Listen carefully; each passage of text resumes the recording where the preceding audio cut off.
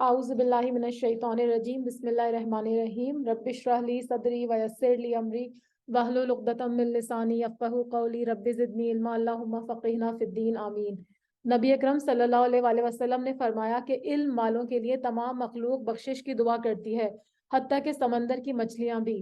یعنی جب ہم علم میں مشغول ہو جاتے ہیں اور اپنے لیے دعا کا وقت نہیں ملتا تو ہمارے لیے اللہ تعالیٰ کے حکم سے دوسری مخلوق دعا کرنے لگتی ہے، خاص طور پر استغفار، یعنی استغفار وہ ہمارے لیے طلب کرتی ہیں۔ نبی اکرم صلی اللہ علیہ وآلہ وسلم نے فرمایا یقیناً اللہ اور اس کے فرشتے اور تمام اہل زمین اور اہل آسمان، یہاں تک کہ چونٹیاں اپنے سوراخ میں اور مچھلیاں بھی اس شخص کے لیے دعائے خیر بھیجتے ہیں اور رحمت کی دعا کرتے ہیں جو لوگوں کو بھلائی کی بات بتاتا ہے، اور علم کے ذریعے جنت کے راستے آسان ہو جاتے ہیں۔ آپ صلی اللہ علیہ وسلم نے فرمایا اگر کوئی شخص علم کا راستہ اختیار کرے تو اللہ تعالیٰ اس کے لیے جنت کا راستہ آسان کر دے گا۔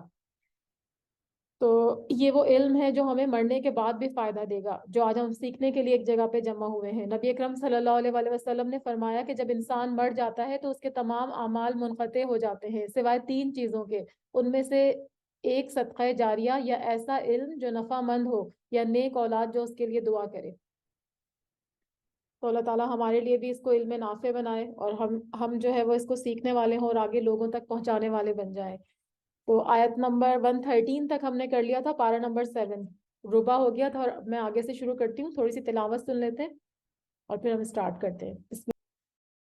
تو کل ہم نے یہ پڑھا تھا کہ ان کے جو حواری تھے حضرت عیسیٰ علیہ السلام کے، پہلے ہم نے کچھ معجزے پڑھے کہ ان کو کیا کیا اللہ تعالیٰ نے جو ہے وہ معجزے عطا کیے۔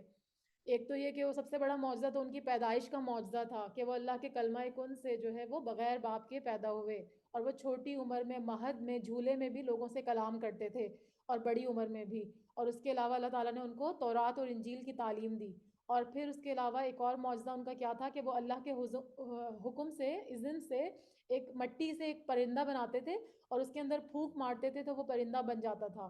اور مادرزاد اندھے جو پیدائشی اندھے ہوتے ہیں ان کو بھی وہ اپنے اللہ کے حکم سے صحیح کر دیتے تھے، اور جو کوڑی مرض کے مریض ہوتے تھے ان کو بھی، اور مردوں کو بھی وہ کھڑا کر دیتے تھے اللہ کے حکم سے۔ ہر چیز میں اللہ تعالیٰ نے ورڈ یوز کیا بِإِذْنِی، بِإِذْنِی مطلب اللہ کے حکم سے، یعنی اگر اللہ تعالیٰ نہیں چاہتے تو وہ یہ سب نہیں کر سکتے تھے۔ تمام معجزات ان کو اللہ تعالیٰ نے عطا کیے تھے۔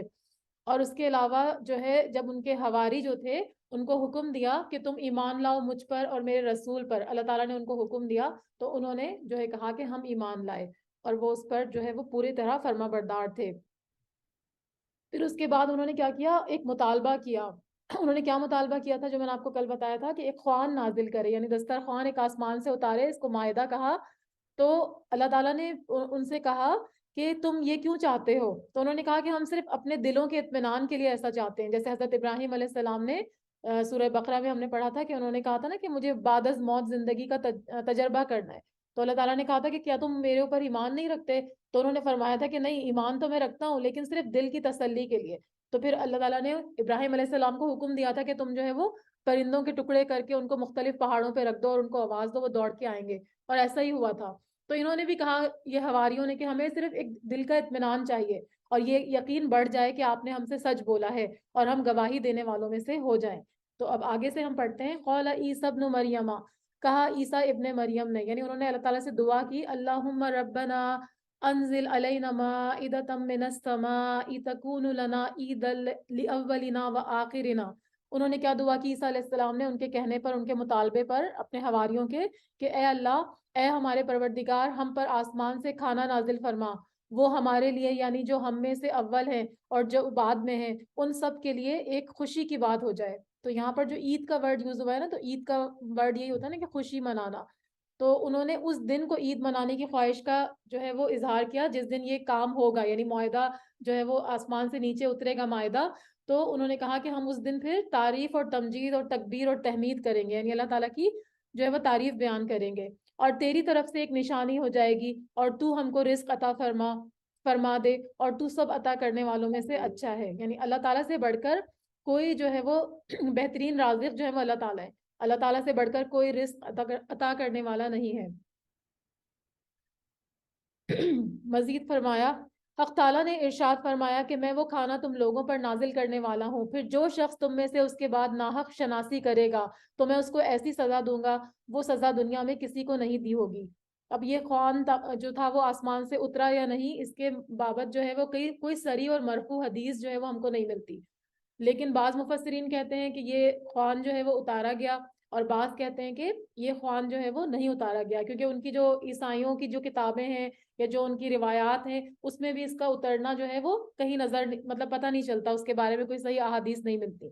لیکن اصل جو ہے وہ بات یہاں پر سبق لینے کی ہے، یعنی وہ خوان اترا تھا یا نہیں اترا تھا ہمیں اس کی بحث میں نہیں پڑنا ہے، ہمیں تو صرف یہ سبق لینا ہے کہ اللہ تعالیٰ سے جو ہے وہ اللہ تعالیٰ کی بات پر ہمیں یقین کامل ہونا چاہیے ہر بات پر، اور جو ہے وہ جو بھی بات اللہ تعالیٰ بتاتے ہیں اپنے پیغمبر کے ذریعے ہم تک پہنچاتے ہیں، ہمیں اس پہ بلا چو چرا جو ہے وہ عمل کرنے کا جو ہے وہ حکم ہے۔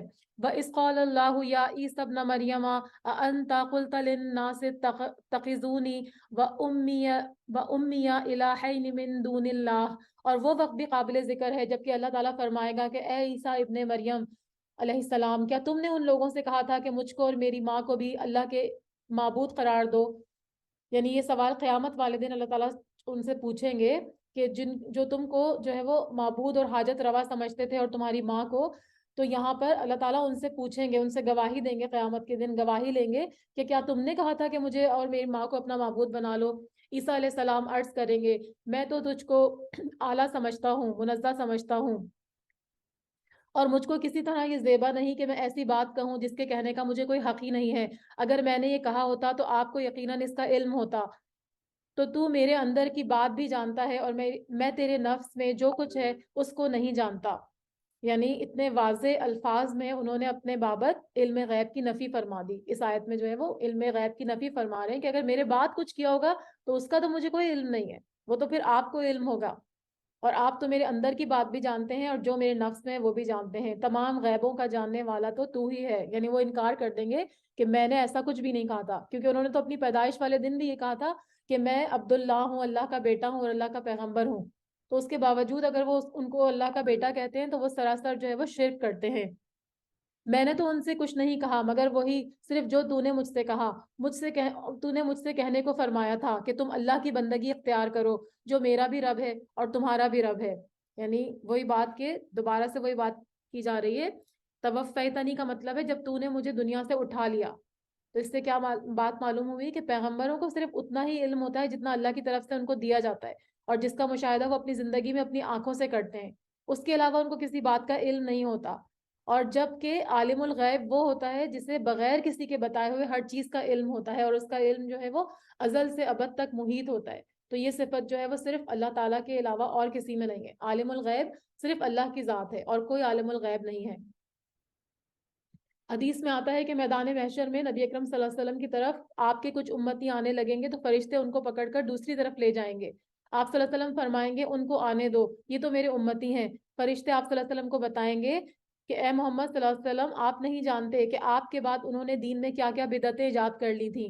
آپ صلی اللہ علیہ وسلم یہ سنیں گے تو آپ صلی اللہ علیہ وسلم فرمائیں گے میں بھی اس وقت وہی کہوں گا جو العبد الصالح یعنی حضرت عیسیٰ علیہ السلام نے کہا تھا، یعنی جب تک میں ان کے یہ صحیح بخاری کی حدیث ہے کہ جب تک میں ان کے درمیان رہا تھا تب تک تو میں ان کو دیکھتا رہا، لیکن اس کے بعد وہ میرے پیچھے کیا کرتے رہے اس کا مجھے علم نہیں ہے۔ اسی طرح جو لوگ بزرگوں کے قبروں پہ جا کے ماتھا ٹیکتے ہیں، ان سے مانگتے ہیں، تو اس میں بھی یہ کہ وہ بزرگ اگر نیک تھے، انہوں نے اگر کبھی یہ نہیں کہا کہ میری عبادت کرو، انہوں نے ایک اللہ کی عبادت کا مشورہ دیا، تو ان کے مرنے کے بعد اگر کوئی ان کی قبروں پہ ماتھا ٹیکتا ہے تو ان کو تو اس کا علم بھی نہیں ہوگا۔ تو جب اللہ تعالیٰ ان سے پوچھیں گے کہ کیا تم نے حکم دیا تھا، تو وہ بھی سیم یہی جواب دیں گے کہ یا اللہ، جب تک ہم اس میں آپ ان کے سامنے تھے، ان کی موجودگی میں تھے، تب تو ہم ان کو منع کرتے تھے، ایک اللہ کی عبادت کا مشورہ دیتے تھے، اگر میرے مرنے کے بعد انہوں نے ایسا کیا تو ہم اس کو جو ہے وہ اس کے مطلب کوئی ذمہ دار نہیں، اس کا مجھے کوئی علم نہیں ہے۔ تو انہوں نے بھی یہی کہا کہ پھر جب تو نے مجھ کو اٹھا لیا تو پھر تو ہی ان پر مطلع رہا اور تو ہر چیز کی پوری خبر رکھتا ہے۔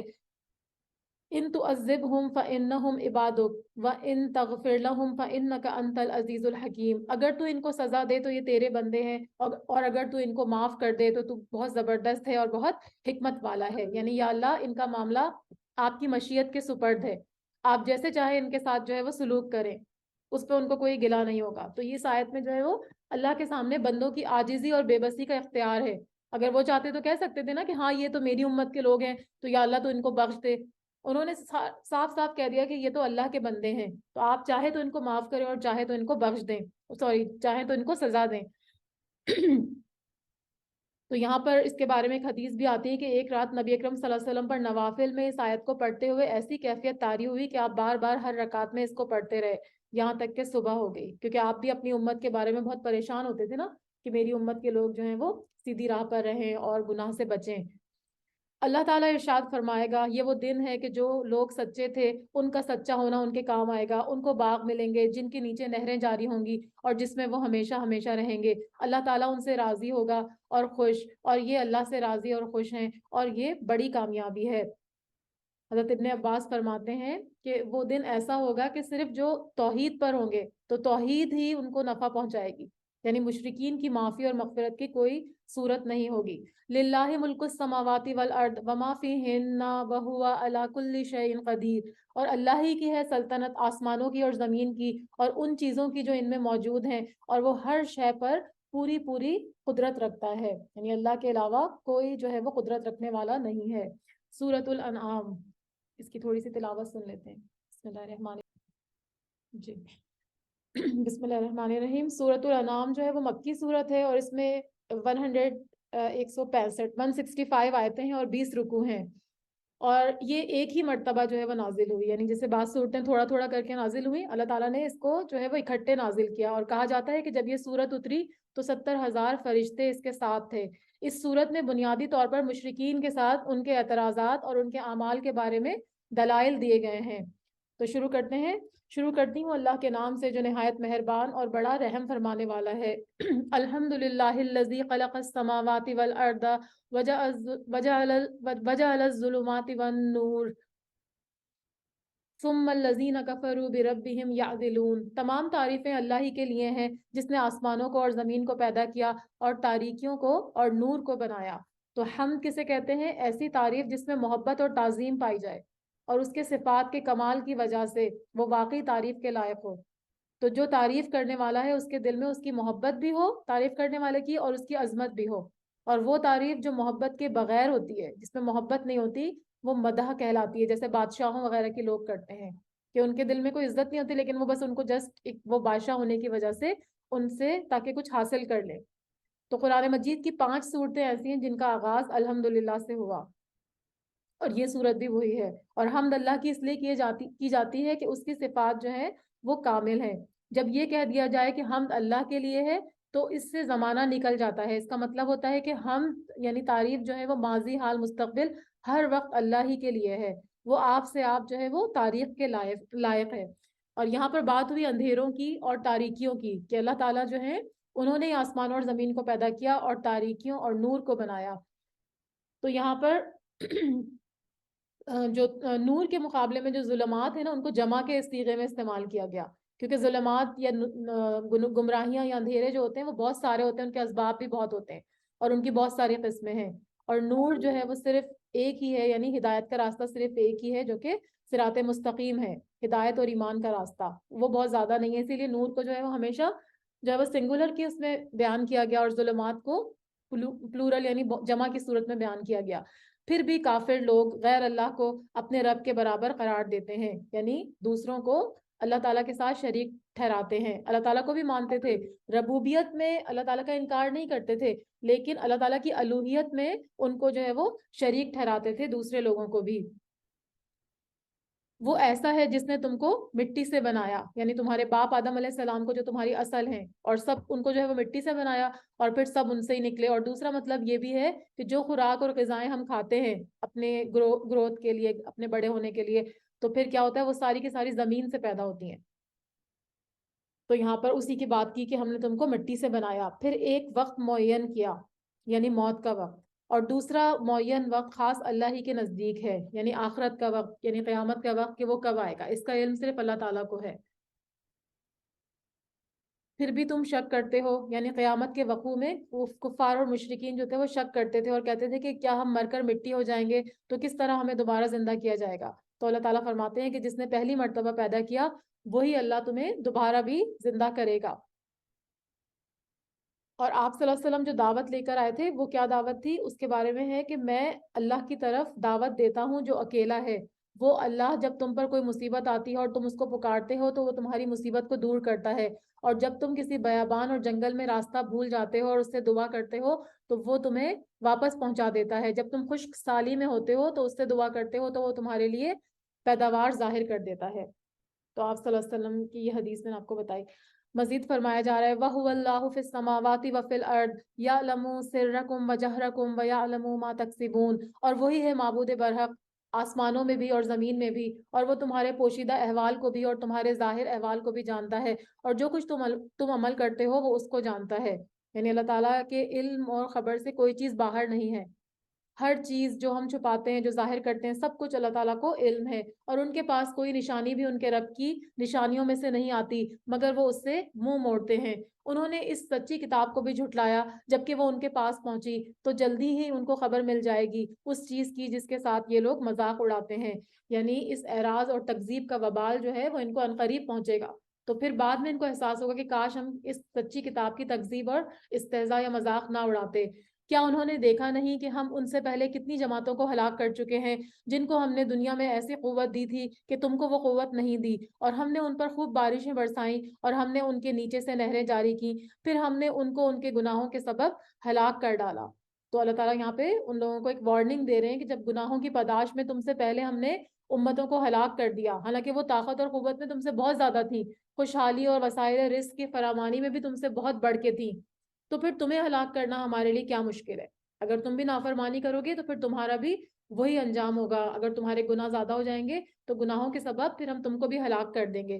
اور ان کے بعد دوسری جماعتوں کو ہم نے پیدا کیا، کیوں پیدا کیا؟ تاکہ انہیں بھی پچھلی قوموں کی طرح آزمائیں اور ان کو جو ہے وہ مطلب ان سے بھی وہی خلافت کا کام لیں جو دوسری قوموں سے لیا۔ اور ہم نے اگر کاغذ پر لکھا ہوا کوئی نوشتہ آپ صلی اللہ علیہ وسلم پر نازل فرماتے ہیں، پھر اس کو یہ لوگ اپنے ہاتھوں سے چھو کر بھی دیکھ لیتے ہیں، تب بھی یہ کافر لوگ یہی کہیں گے یہ کچھ بھی نہیں مگر سری جادو ہے۔ یعنی ان کے اناد اور جو انکار تھا اس کا جو ہے وہ اظہار یہاں پہ کیا جا رہا ہے کہ اگر ان کے سامنے ایک کتاب پوری آ جاتی اس کو وہ ہاتھ سے چھو کر بھی دیکھ لیتے تب بھی یہ نہیں مانتے۔ ایک اور جگہ سورہ ہجر میں آتا ہے کہ اگر ہم ان پر آسمان کا کوئی دروازہ کھول دیں اور وہ اس میں چڑھنے بھی لگ جائیں تب بھی وہ کہیں گے کہ ہماری آنکھیں جو ہیں وہ سحر زدہ کر دی گئی اور ہم پر جادو کر دیا گیا ہے۔ اور ایک اور جگہ آتا ہے سورہ طور میں کہ اگر وہ آسمان سے گرتا ہوا ٹکڑا بھی دیکھ لیں گے تو کہیں گے کہ یہ تہ بتہ بادل ہیں۔ یعنی کوئی بھی ان کو اگر کتنی بھی نشانیاں معجزے کیوں نہ دکھا دیے جائیں، لیکن اگر یہ نہیں ماننے والے ہیں تو یہ کوئی نہ کوئی بہانہ کر کے جو ہے وہ اس رسالت سے اور اللہ کی بھیجی ہوئی کتاب سے انکار کر دیں گے۔ وَقَالُوا لَوْلَا أُنزِلَ عَلَيْهِ مَلَكٌ وَلَوْ أَنزَلْنَا مَلَكًا لَقُضِيَ الْأَمْرُ ثُمَّ لَا يُنظَرُونَ، اور یہ لوگ یوں کہتے ہیں کہ ان کے پاس کوئی فرشتہ کیوں نہیں اتارا گیا، اگر ہم کوئی فرشتہ بھی بھیج دیتے تو سارا قصہ ہی تمام ہو جاتا، پھر ان کو ذرا بھی مہلت نہیں دی جاتی۔ یعنی اللہ تعالیٰ نے انسانوں کی رہنمائی کے لیے جتنے بھی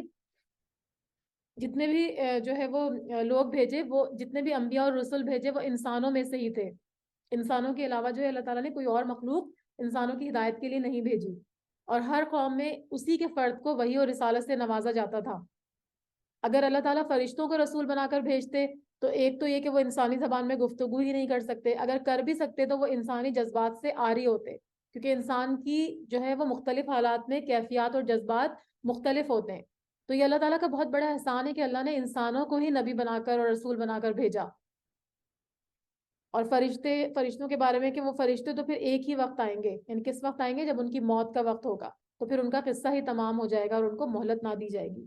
اور اگر ہم اس کو فرشتہ تجویز کرتے، اور پھر یہ بھی ہوتا نا کہ اگر وہ فرشتہ جو کام کرتا یہ بھی کہتے کہ جی یہ تو فرشتہ ہے اس لیے سارے کام کر رہا ہے، ہم تو انسان ہیں، ہم تو ان پہ عمل پیرا نہیں ہو سکتے، تو یہی وجہ تھی کہ اللہ نے انسانوں کو جو ہے وہ پیغمبر بنا کے بھیجا، اور اگر ہم اس کو فرشتہ تجویز کرتے تو ہم اس کو آدمی ہی بناتے، اور ہمارے اس فعل سے پھر ان پر وہی اشکال ہوتا جو اب یہ اشکال کر رہے ہیں، یعنی جو بھی یہ شک کر رہے ہیں نا، اشکال مطلب شک کر رہے ہیں، تو جو بھی یہ شک کر رہے ہیں تو یہ ویسے ہی کرتے۔ یعنی اگر ہم فرشتے کو رسول بنا کر بھیجنے کا فیصلہ کرتے تو وہ فرشتے کی اصل شکل میں تو نہیں آتے، وہ تو انسان کی شکل میں آتے، ورنہ تو یہ خوفزدہ ہو جاتے نا۔ تو یہ پھر بھی جو ہے وہ یہ کہتے کہ یہ تو انسان ہے، تو وہ پھر بھی اس کو ماننے سے انکار کرتے، تو پھر فرشتے بھیجنے کا بھی کوئی فائدہ نہیں تھا۔ اور واقعی آپ سے پہلے جو پیغمبر ہوئے ہیں ان کے ساتھ بھی مذاق اڑایا گیا، پھر جب ان لوگوں نے ان سے مذاق کیا ان کو اس عذاب نے گھیر لیا جس کا یہ تمسخر اڑاتے تھے۔ آپ صلی اللہ علیہ وسلم فرما دیجئے ذرا زمین میں چل پھر کر دیکھو، پھر دیکھو جھٹلانے والوں کا کیسا انجام ہوا۔ اہل مکہ کے آس پاس یہ بستیاں تھیں، لوط علیہ السلام کی بستیاں، عاد اور سمود کی بستیاں، اور ان کو ان کے واقعات کا علم تھا۔ تو اللہ تعالیٰ فرماتے ہیں کہ ذرا چل پھر کے دیکھو، سیر کرو زمین کی، اور پھر عبرت پکڑو کہ تم سے پہلے جو قومیں تھیں ان کے نافرمانی کی وجہ سے جو ہے وہ ان کا کیا انجام ہوا۔ آپ صلی اللہ علیہ وسلم کہیے کہ جو کچھ آسمانوں اور زمین میں موجود ہے یہ سب کس کی ملکیت ہے؟ آپ صلی اللہ علیہ وسلم کہہ دیجئے سب اللہ ہی کی ملکیت ہے، اللہ نے مہربانی فرمانا اپنے اوپر لازم فرما لیا ہے۔ ایک اور حدیث میں آتا ہے کہ آپ صلی اللہ علیہ وسلم نے فرمایا کہ جب اللہ تعالیٰ نے اپنی مخلوق کو پیدا کیا تو عرش پر لکھ دیا اِنَّ رحمتی تغلب غضبی، یقیناً میری رحمت میرے غضب پر غالب ہے۔ لیکن یہ رحمت قیامت والے دن صرف اہل ایمان کے لیے ہوگی، کافروں کے لیے اللہ تعالیٰ سخت غضبناک ہوگا۔ دنیا میں تو اللہ تعالیٰ ان کے ساتھ مہربانی کا معاملہ کرتے ہیں کہ شاید ان کو ڈھیل دیتے ہیں کہ شاید یہ مان جائیں، لیکن آخرت میں پھر سارا غصہ اور غضب ان کے اوپر ہی ہوگا۔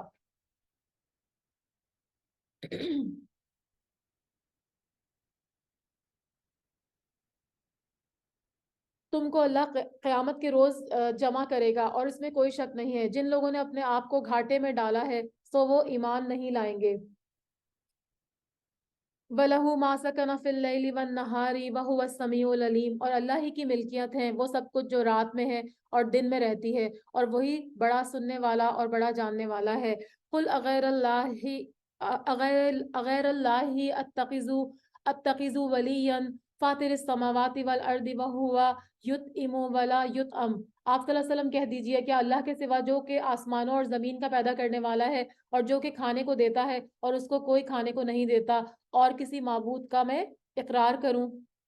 یعنی یہاں پر جو ہے وہ ولی سے مراد معبود ہے، یعنی اللہ تعالیٰ کے علاوہ کسی اور کو دوست بنانا جائز نہیں ہے۔ آپ صلی اللہ علیہ وسلم فرما دیجئے کیونکہ جو ہمارا رب ہوتا ہے یا معبود ہوتے ہیں یا ہمارے خالق ہوتے ہیں ان کو جو ہے وہ کھانے کی ضرورت نہیں پڑتی، حالانکہ یہ لوگ اپنے بتوں کے آگے جو ہے وہ کھانا بھی رکھتے تھے کہ بتوں کو جو ہے وہ اس کی ضرورت ہے، حالانکہ رب تو وہ ہوتا ہے جس کو کہ وہ خود لوگوں کو کھانا کھلاتا ہے، اپنی مخلوق کے لیے رزق پرووائڈ کرتا ہے، تو یہاں پہ اسی کا حکم دیا جا رہا ہے۔ اور مجھ کو یہ حکم ہوا کہ سب سے پہلے آپ صلی اللہ علیہ وسلم فرما دیجئے کہ مجھ کو یہ حکم ہوا ہے کہ میں سب سے پہلے اسلام قبول کر لوں اور تو مشرکین میں سے ہرگز نہ ہونا۔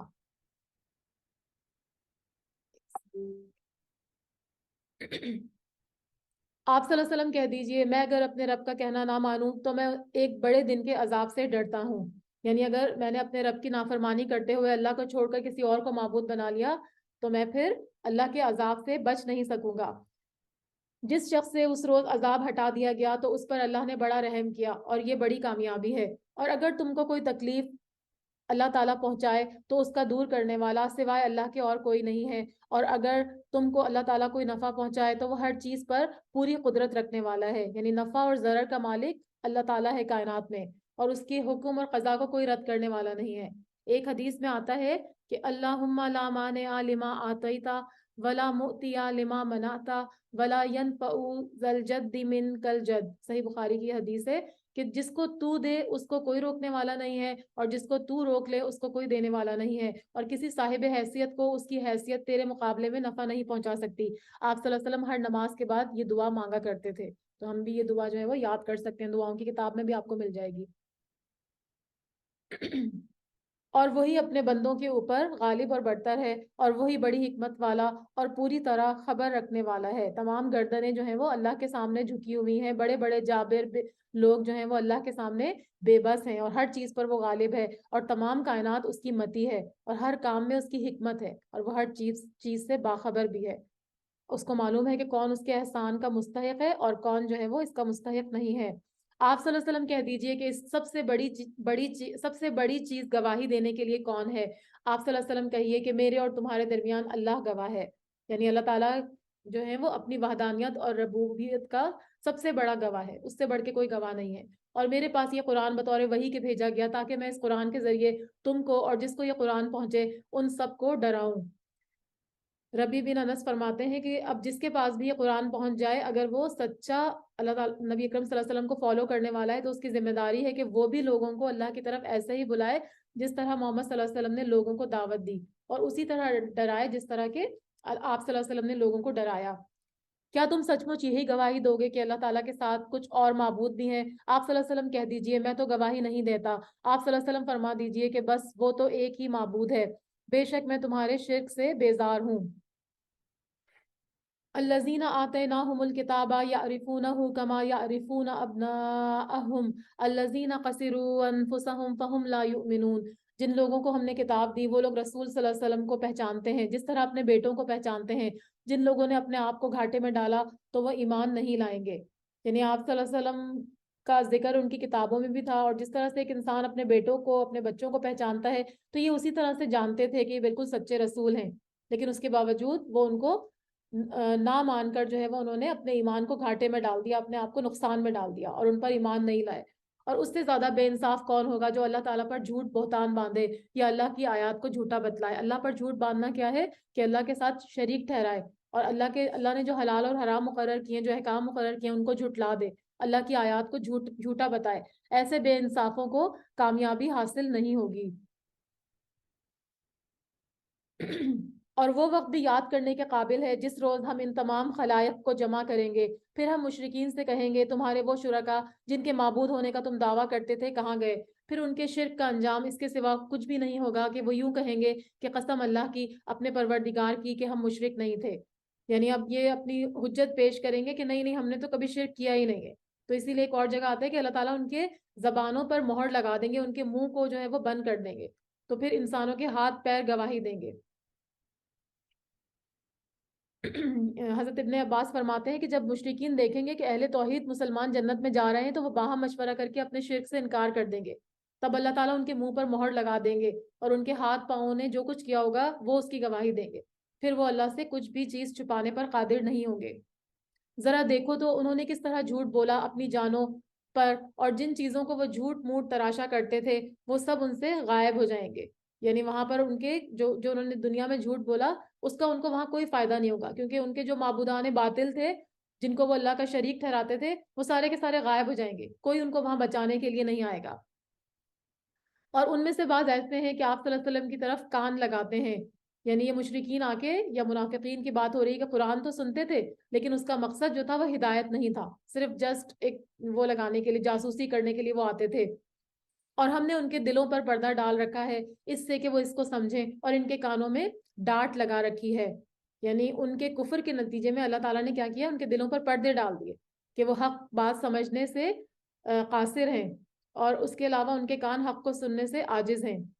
اور اگر وہ لوگ تمام دلائل بھی دیکھ لیں گے تو بھی ان پر کبھی ایمان نہیں لائیں گے، یہاں تک کہ جب یہ لوگ آپ صلی اللہ علیہ وسلم کے پاس آتے ہیں تو آپ صلی اللہ علیہ وسلم سے خواہ مخواہ جھگڑتے ہیں۔ یہ لوگ جو کافر ہیں یوں کہتے ہیں کہ یہ تو کچھ بھی نہیں، صرف بے سند باتیں ہیں جو پہلوں سے چلی آ رہی ہیں۔ یعنی آپ صلی اللہ علیہ وسلم کی رسالت پر ایمان لانے کی بجائے وہ کیا بڑے بڑے معجزے دیکھ کر بھی ایمان لانے کی توفیق سے محروم رہتے تھے، اور ان کو بے سند کہانیاں یا قصے کہتے تھے۔ اساطیر الاولین کا بھی ورڈ یوز ہوتا ہے نا، یہیں پر یوز ہوا ہے، ہاں اساطیر الاولین، اس کا مطلب ہوتا ہے قصے کہانیاں پہلے زمانے کی۔ تو وہ یہ کہتے تھے کیونکہ اس میں اور قوموں کی تذکرے بھی تھے نا قرآن میں، تو وہ اس کو کہتے تھے یہ تو قصے کہانیاں ہیں۔ اور یہ لوگ اس سے دوسروں کو بھی روکتے ہیں اور خود بھی اس سے دور دور رہتے ہیں، یعنی نہ صرف خود رکتے ہیں بلکہ دوسرے لوگوں کو بھی قرآن سے روکتے ہیں کہ وہ ایمان نہ لائیں۔ اور یہ لوگ اپنے ہی آپ کو تباہ کر رہے ہیں اور اس کی کچھ خبر نہیں رکھتے۔ تو یعنی بے شعوری میں اپنی ہی ہلاکت کا یہ سامان کر رہے ہیں۔ اور اگر آپ اس وقت دیکھیں جبکہ یہ دوزخ کے پاس کھڑے کیے جائیں گے، یعنی یہاں پر جو ہے وہ یہ ہولناک منظر جو ہے وہ نظر آئے گا، یہ قیامت کا منظر جو ہے وہ آپ صلی اللہ علیہ وسلم کو بتایا جا رہا ہے، تو کہیں گے یعنی اس قیامت کے پاس کھڑے ہو کے تو کہیں گے کہ ہائے کیا اچھی بات ہو کہ ہم پھر واپس بھیج دیے جائیں، اور اگر ایسا ہو جائے تو ہم اپنے رب کی آیات کو جھوٹا نہ بتلائیں گے اور ہم ایمان والوں میں سے ہو جائیں گے۔ لیکن وہاں سے دنیا میں دوبارہ آنا ممکن نہیں ہوگا اور وہ اپنی اس آرزو کی تکمیل نہیں کر سکیں گے، اور یہ بات کئی جگہ قرآن میں جو ہے وہ بیان کی گئی کہ وہ دنیا میں دوبارہ جانے کی تمنا کریں گے، بلکہ جس چیز کو اس سے قبل وہ چھپایا کرتے تھے وہ ان کے سامنے آ گئی۔ یعنی اس کا مطلب کیا ہے کہ ایک تو وہ کہ وہ کفر اور اناد اور تکذیب ساری کی ساری جو ظاہر ہو جائے گی، جو وہ دنیا میں چھپاتے تھے اور آخرت میں چھپاتے تھے، یعنی اس کا انکار کرتے تھے، تو وہ سب کچھ جو ہے وہ سامنے ظاہر ہو جائے گا۔ اور اس کے علاوہ دوسرا کیا ہے کہ نبی اکرم صلی اللہ علیہ وسلم اور قرآن کریم کی صداقت کا علم جو ان کے دلوں میں تھا اور اپنے فالوورز کو وہ چھپاتے تھے وہ بھی وہاں ظاہر ہو جائے گا۔ اور تیسرا منافقین کا نفاق وہاں ظاہر ہو جائے گا، جو دنیا میں وہ اہل ایمان سے چھپاتے تھے. تو یہ ساری چیزیں سامنے آ جائیں گی. اور اگر یہ لوگ پھر واپس بھیج دیے جائیں تب بھی یہ وہی کام کریں گے جس سے ان کو منع کیا گیا تھا, اور یقیناً یہ بالکل جھوٹے ہیں. یعنی اول تو ان کو دوبارہ بھیجا ہی نہیں جائے گا دنیا میں, لیکن اگر بالفرض بھیج بھی دیا جائے تب بھی اللہ تعالیٰ فرما رہے ہیں کہ یہ سیم وہی چیزیں کریں گے جو اب سے پہلے کرتے رہے. اور یہ کہتے ہیں کہ صرف یہی دنیا کی زندگی ہماری زندگی ہے اور ہم دوبارہ زندہ نہیں کیے جائیں گے. یعنی باس بعد الموت, مرنے کے بعد دوبارہ جی اٹھنے کا انکار ہے. اور یہ سارے کافر یہی کرتے ہیں, وہ سمجھتے ہیں کہ بس یہی دنیا کی زندگی ہے, اس کے بعد ہمیں دوبارہ زندہ نہیں کیا جائے گا. اور اگر آپ اس وقت دیکھیں صلی اللہ علیہ وآلہ وسلم, جب یہ اپنے رب کے سامنے کھڑے کیے جائیں گے, اللہ تعالیٰ فرمائے گا کیا یہ امر واقعی نہیں ہے؟ وہ کہیں گے بے شک, قسم اپنے رب کی. اللہ تعالیٰ فرمائے گا تو اب اپنے کفر کے عوض تم عذاب چکھو, یعنی اب تمہارا ماننا کوئی فائدہ نہیں دے گا. قد خسر الذین کذبوا بلقاء اللہ حتی اذا جاءتهم الساعة بغتة قالوا یا حسرتنا علی ما فرطنا فیہا وهم یحملون اوزارهم علی ظہورہم الا ساء ما یزرون. بے شک خسارے میں پڑے وہ لوگ جنہوں نے اللہ تعالیٰ سے ملنے کی تکذیب کی, یہاں تک کہ جب وہ معین وقت ان پر آ پہنچے گا اچانک تو کہیں گے ہائے افسوس ہماری کوتاہی پر جو کہ اس بارے میں ہوئی. اور حالت ان کی یہ ہوگی کہ وہ اپنے بار اپنی پیٹھوں پر, اپنے بار مطلب اپنے بوجھ اپنی پیٹھوں پر لادے ہوئے ہوں گے. خوب سن لو کہ بری ہوگی وہ چیز جس کو وہ لا دیں گے. یعنی ان کے گناہوں کا بوجھ یہاں پہ بتایا جا رہا ہے کہ وہ گناہوں کا بوجھ, اللہ کی جو ملاقات کی تکذیب کرتے تھے تو وہ خسارے اور نامرادی سے دوچار ہوں گے. تو اپنے اعمال کا بوجھ وہ اپنے اوپر لادے ہوئے ہوں گے, اور جن لوگوں کو انہوں نے گمراہ کیا تھا نا, ان کا بوجھ بھی, ان کے گناہوں کا بوجھ بھی انہی کے اوپر ہوگا. تو اللہ تعالیٰ فرما رہے ہیں کہ یہ بہت برا بوجھ ہے جو انہوں نے لادا ہوا ہے. وَمَا الْحَيَاةُ الدُّنْيَا إِلَّا لَعِبٌ وَلَهْوٌ وَلَدَارُ الْآخِرَةُ خَيْرٌ لِّلَّذِينَ يَتَّقُونَ أَفَلَا تَعْقِلُونَ. اور دنیاوی زندگی تو کچھ بھی نہیں ہے محض لہو اور لعب کے, اور دار الآخرت متقیوں کے لیے بہتر ہے, کیا تم سمجھتے نہیں ہو؟ یعنی لہو اور لعب یعنی اس طرح کے کام ہوتے ہیں جو کہ بالکل بے فائدہ ہوتے ہیں, ان کا کوئی مقصد نہیں ہوتا. لعب جو ہے ہر وہ کام جو فائدہ مند نہیں ہوتا, اور لغو جو ہے وہ کیا ہوتا ہے, ہر وہ کام جس سے انسان غفلت میں پڑ جاتا ہے, یعنی وہ چیزیں جو اللہ کی یاد سے غافل کر دیتی ہیں. ابن عباس رضی اللہ تعالیٰ عنہ فرماتے ہیں یہ کافر کی زندگی ہے, کیونکہ وہ زندگی کو دھوکے اور باطل کاموں پر گزار دیتا ہے. مومن کی زندگی جو ہوتی ہے وہ نیک اعمال پر مشتمل ہوتی ہے, اور ہر چیز میں آخرت اس کا فوکس ہوتی ہے, ہر چیز میں وہ آخرت کے ثواب کی نیت سے وہ کام کرتا ہے. تو دونوں کی ڈفرنٹ جو ہے وہ زندگی ہوتی ہے. تو اللہ تعالیٰ فرما رہے ہیں افلا تعقلون, کیا تم عقل نہیں رکھتے؟ ہم خوب جانتے ہیں کہ آپ کو ان کے اقوال مغموم کرتے ہیں, یعنی آپ صلی اللہ علیہ وسلم ان کی باتیں سن کے جو ہے نا دل گرفتہ ہو جاتے تھے, پریشان ہو جاتے تھے, اور جو ہے وہ غمگین ہو جاتے تھے. سو یہ لوگ آپ کو جھوٹا نہیں کہتے, لیکن یہ ظالم تو اللہ تعالیٰ کی آیتوں کا انکار کرتے ہیں. یعنی آپ صلی اللہ علیہ وسلم کو اللہ کی تکذیب کی وجہ سے جو غم اور حزن پہنچتا تھا نا, تو اس کی تسلی کے لیے فرمایا جا رہا ہے یہ آپ کی تکذیب نہیں کر رہے, کیونکہ آپ کو تو وہ صادق اور امین بھی کہتے تھے نا, اصل میں یہ آیات الہی کی تکذیب کر رہے ہیں, کیونکہ آیات الہی جو ہے وہ اللہ تعالیٰ کی طرف سے آئی ہیں. انہوں نے یہ تو نہیں کہا کہ جو ہے وہ یہ محمد صلی اللہ علیہ وسلم اپنی طرف سے تو یہ چیزیں نہیں کرتے تھے نا, جو بھی اللہ تعالیٰ بتاتے تھے وہ وہی لے کر آتے تھے. تو اللہ تعالیٰ ان کو, آپ صلی اللہ علیہ وسلم کو تسلی دے رہے ہیں. اور بہت سے پیغمبر جو آپ سے پہلے ہوئے ہیں ان کی بھی تکذیب کی جا چکی ہے, سو انہوں نے اس پر صبر کیا, ان کی تکذیب کی گئی اور ان کو ایذائیں پہنچائی گئیں, یہاں تک کہ ہماری مدد ان کو آ پہنچی. مزید تسلی دی جا رہی ہے آپ صلی اللہ علیہ وسلم کو. یہ پہلا واقعہ نہیں ہے کہ کافر اللہ کے پیغمبر کا انکار کر رہے ہیں, بلکہ اس سے پہلے بھی بہت سے رسول گزرے ہیں جن کی تکذیب کی جاتی رہی. تو آپ صلی اللہ علیہ وسلم کو کہا جا رہا ہے کہ آپ صبر اور حوصلے سے کام لیں جس طرح سے انہوں نے کیا, تو آپ کے پاس بھی ہماری مدد آئے گی. اور ہم نے جس طرح پیچھے رسولوں کی مدد کی, اور ہم اپنے وعدے کے خلاف نہیں کرتے, اور اللہ کی باتوں کا کوئی بدلہ لینے والا نہیں ہے. یعنی اللہ کا وعدہ پورا ہو کر رہے گا, اور کوئی جو ہے وہ کافر جو ہے وہ اللہ تعالیٰ کو نعوذ باللہ مغلوب نہیں کر سکتے. اللہ تعالیٰ جو ہے وہ غالب اور منصور ہیں, اور نبی اکرم صلی اللہ علیہ وسلم بھی غالب اور منصور ہیں اللہ تعالیٰ کے حکم سے. اور آپ کے پاس بعض پیغمبروں کی بعض خبریں پہنچ چکی ہیں,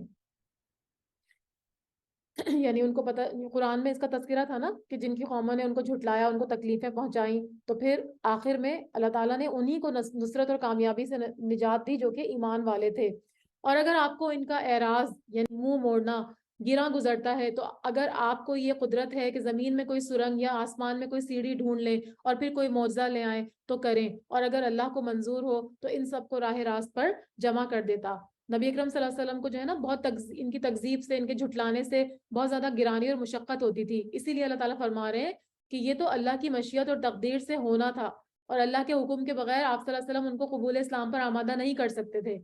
یہاں تک کہ اگر آپ کوئی سرنگ کھود کے آسمان پر سیڑھی لگا کر انہیں کوئی بھی نشانی لا کر دکھا دیں گے تو اول آپ کے لیے ایسا کرنا ہی محال ہے، کیونکہ کوئی نشانی اللہ تعالیٰ کے حکم کے بغیر نہیں دکھائی جا سکتی. اور اگر دکھا بھی دیں گے تو یہ جو ہے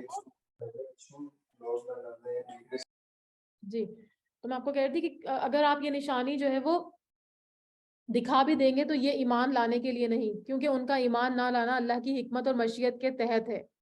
تو آپ صلی اللہ علیہ وسلم کو کہا جا رہا ہے کہ آپ ایسا کچھ بھی نہیں کر سکتے. ان کو اگر اللہ تعالیٰ چاہتے نا تو سب کو ہدایت پر جمع کر دیتے، سب کو جو ہے، لیکن اللہ تعالیٰ نے آزمائش کے لیے یہ بنایا نا کہ آزمائش کے لیے ان کو اختیار دیا کہ وہ چاہیں تو اس پر ایمان لائیں اور چاہیں تو نہ لائیں. لیکن اگر چاہتے تو سب کو ایک ہی اس پہ لے آتے. تو اللہ تعالیٰ فرما رہے ہیں کہ یہاں آپ ان کی بات نہ مانیں، ان کے مطالبات پر نہ جائیں. سو آپ صلی اللہ علیہ وسلم نادانوں میں سے نہ ہو جائیے، یعنی ان کے کفر پر زیادہ حسرت اور افسوس نہ کریں، کیونکہ ان کا تعلق جو ہے اللہ کی مشیت سے ہے. تو اللہ تعالیٰ کے سپرد کر دیں اور صبر کریں، اور اللہ تعالیٰ ہی اپنی حکمت اور مصلحت کو بہتر سمجھتا ہے. انما یستجیب الذین یسمعون والموتى یبعثهم اللہ ثم الیہ یرجعون. وہ لوگ قبول کرتے ہیں جو سنتے ہیں، یعنی کافروں کی حیثیت تو ویسے ہی نا جیسے مردوں کی ہوتی ہے، تو مردے لوگ تو کچھ بھی نہیں سن سکتے نہ دیکھ سکتے ہیں. تو اللہ تعالیٰ فرما رہے ہیں جس طرح وہ سننے اور سمجھنے کی قدرت سے محروم ہوتے ہیں مردہ لوگ، تو یہ چونکہ اپنی عقل و فہم سے حق کو سمجھنے سے کام نہیں لیتے، اس لیے اللہ کی نظر میں یہ بھی لوگ مردہ ہیں، کافر یعنی. اور مردوں کو اللہ زندہ کر کے اٹھائے گا، پھر سب اللہ ہی کی طرف لائے جائیں گے. اور یہ لوگ کہتے ہیں ان پر کوئی معجزہ کیوں نہیں نازل کیا گیا ان کے رب کی طرف سے. آپ صلی اللہ علیہ وسلم فرما دیجئے کہ اللہ تعالیٰ کو بے شک پوری قدرت ہے اس پر کہ وہ معجزہ نازل فرمائے. یعنی اللہ تعالیٰ جو ہے وہ ایسے معجزے نازل کر سکتے ہیں جو ان کو ایمان لانے پر مجبور کر دے، جیسے ان کی آنکھوں کے سامنے فرشتہ اترے یا پہاڑ اٹھا کر ان کے اوپر بلند کر دیا جائے جیسے بنی اسرائیل پر کیا گیا تھا. لیکن اللہ تعالیٰ ایسا اس لیے نہیں کرتے کہ پھر ان کی آزمائش کا مسئلہ ختم ہو جائے گا.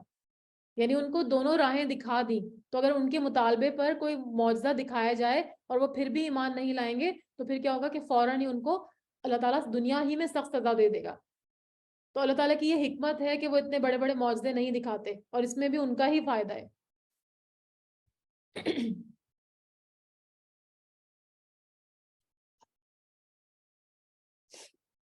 اور یہ لوگ کہتے ہیں کہ ان پر کوئی معجزہ کیوں نہیں اتارا گیا ان کے رب کی طرف سے. آپ فرما دیجئے کہ اللہ تعالیٰ کو بے شک پوری قدرت ہے اس پر کہ وہ معجزہ نازل فرمائے، لیکن ان میں سے اکثر بے خبر ہیں. اور جتنے قسم کے جاندار زمین پر چلنے والے ہیں اور جتنے قسم کے پرند جانور ہیں کہ اپنے دونوں بازوؤں سے اڑتے ہیں، ان میں سے کوئی قسم ایسی نہیں ہے جو کہ تمہاری طرح کے گروہ نہ ہو. یعنی اللہ تعالیٰ نے بھی جانوروں کو بھی ایسے ہی پیدا کیا جس طرح تمہیں پیدا کیا، اسی طرح ان کو روزی دی جس طرح تمہیں دیتا ہے، اور تمہاری ہی طرح وہ بھی قدرت اور علم کے تحت داخل ہیں. یعنی اللہ تعالیٰ ہی نے ان کو بھی پیدا کیا جس طرح سے تم کو پیدا کیا. معیزہ آپ کچھ پوچھ رہی ہیں کیا؟ السلام علیکم. سوری جی اسرا، میں نے آپ کا میسج نہیں دیکھا تھا کہ 3 بجے کلاس ہے، تو وہ میں نے بس ابھی جوائن کیا. تو میں یہ پوچھنا چاہ رہی تھی یہ کون سی آیت آپ پڑھ رہی ہیں ابھی، کس والی آیت پہ؟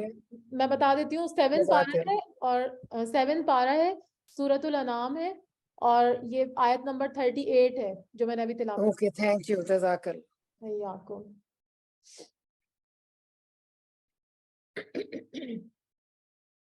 ٹھیک ہے. تو بات ہو رہی تھی پرندوں کی کہ جو پرندے ہوا میں اڑتے ہیں، اللہ تعالیٰ فرما رہے ہیں کہ وہ بھی اسی طرح سے جو ہے وہ گروہ ہیں، انسانوں کی طرح سے پرندوں کے بھی گروہ ہیں. اور ہم نے دفتر میں کوئی چیز نہیں چھوڑی ہے. کتاب دفتر سے مراد لوح محفوظ ہے، یعنی وہاں ہر چیز درج ہے. اور یا پھر اس سے مراد جو ہے وہ قرآن ہے کہ ہر دین کے ہر معاملے پر اس میں روشنی ڈالی گئی ہے. سورہ نحل میں اللہ تعالیٰ فرماتے ہیں کہ ہم نے آپ پر ایسی کتاب اتاری ہے جس میں ہر چیز کا بیان ہے. پھر سب اپنے پروردگار کے پاس جمع کیے جائیں گے، یعنی تمام گروہ جیسے پرندے ہیں، جاندار ہیں، تو اسی طرح سے انسانوں کے گروہ بھی جو ہے وہ اکٹھے کیے جائیں گے. اور جو انسان ہیں ان کے ساتھ تو حساب کتاب لیا جائے گا، لیکن جانوروں اور دیگر مخلوقات کو بھی جو ہے وہ زندہ کر کے ان کا حساب لیا جائے گا۔ ایک حدیث میں آتا ہے کہ اگر کسی آپ صلی اللہ علیہ وسلم نے فرمایا کہ کسی سینگ والی بکری نے بغیر سینگ والی بکری پر کوئی زیادتی کی ہوگی تو قیامت والے دن سینگ والی بکری سے بدلہ لیا جائے گا۔ یہ صحیح مسلم کی جو ہے وہ حدیث ہے۔ اور اس کے بعد پھر ان کو مٹی کر دیا جائے گا، یعنی ان کو پھر وہ ان کے لیے جنت دوزخ نہیں بنی، جنت دوزخ صرف جو ہے وہ انسانوں کے لیے اور جنات کے لیے بنی ہے۔ اور جو لوگ ہماری آیتوں کی تکذیب کرتے ہیں وہ تو طرح طرح کی ظلمتوں میں بہرے گونگے ہو رہے ہیں۔ اللہ جس کو چاہے بے راہ کر دے اور وہ جس کو چاہے سیدھی راہ پر لگا دے، یعنی اللہ تعالیٰ کی آیات کی تکذیب کرنے کی وجہ سے وہ اپنے کانوں سے حق بات کو نہیں سنتے اور نہ ہی اپنی زبان سے حق بات کو بولتے ہیں، تو اللہ تعالیٰ کی نظر میں وہ گونگے اور بہرے ہیں اور کفر اور ضلالت کی تاریکیوں میں گھرے ہوئے ہیں۔ ان کو کوئی چیز نظر ہی نہیں آتی کہ ان کی اصلاح ہو سکے، یعنی کوئی شخص اگر ہدایت کی طرف آنا ہی نہیں چاہتا تو پھر اللہ تعالیٰ ان کو ایسے ہی بھٹکنے کے لیے چھوڑ دیتے ہیں۔ آپ صلی اللہ علیہ وسلم کہیے کہ اپنا حال تو بتاؤ کہ اگر تم پر اللہ کا کوئی عذاب آ پڑے یا تم پر قیامت ہی آ پہنچے تو کیا اللہ کے سوا کسی اور کو پکارو گے اگر تم سچے ہو؟ بلکہ خاص اسی کو پکارو گے۔ پھر جن کے لیے تم پکارو گے اگر وہ چاہے تو اس کو ہٹا بھی دے، اور جن کو تم شریک ٹھہراتے ہو ان سب کو بھول جاؤ گے۔ یعنی یہاں پر اس کے علاوہ بھی اور جگہ پہ جو ہے وہ قرآن کریم میں کئی جگہ اس کا بیان ہے۔ اس کا مطلب یہ ہے کہ توحید انسانی جو ہے وہ فطرت کی آواز ہے، یعنی آپ اگر کائنات پہ بھی غور کریں نا تو آپ کو اللہ کی توحید نظر آئے گی۔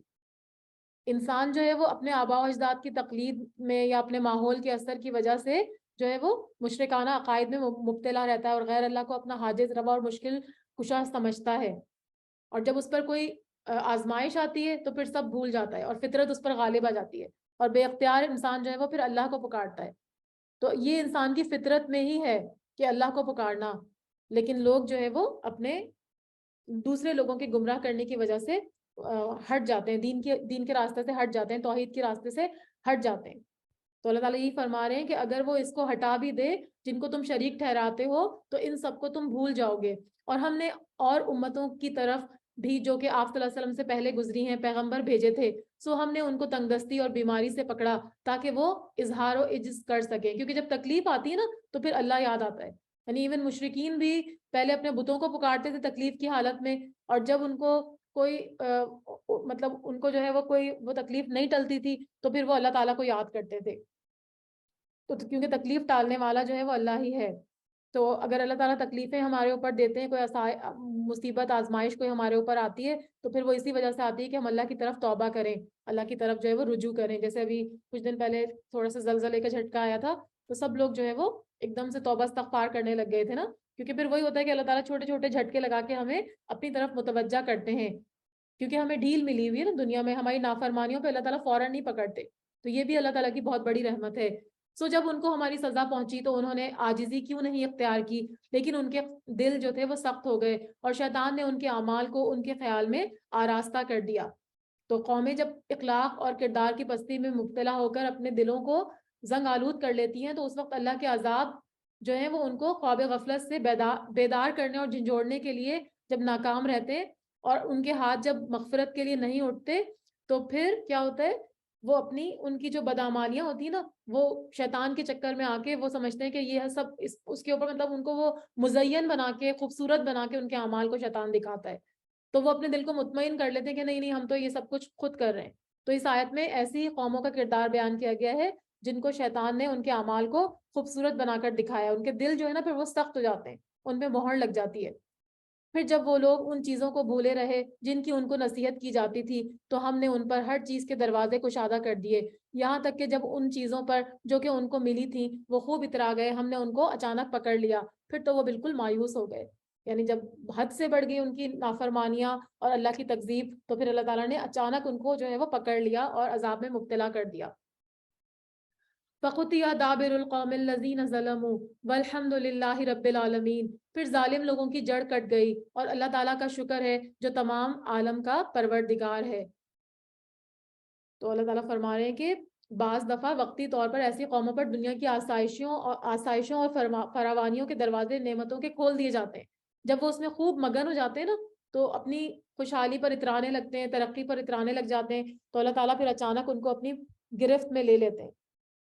حدیث میں آتا ہے کہ نبی اکرم صلی اللہ علیہ وسلم نے فرمایا کہ جب تم دیکھو کہ اللہ تعالیٰ نافرمانیوں کے باوجود کسی کو اس کی خواہشات کے مطابق دنیا دے رہا ہے تو یہ ڈھیل دینا ہے. پھر آپ صلی اللہ علیہ وسلم نے یہی آیت جو ہے وہ تلاوت فرمائی جو بھی ہم نے پڑھی اوپر.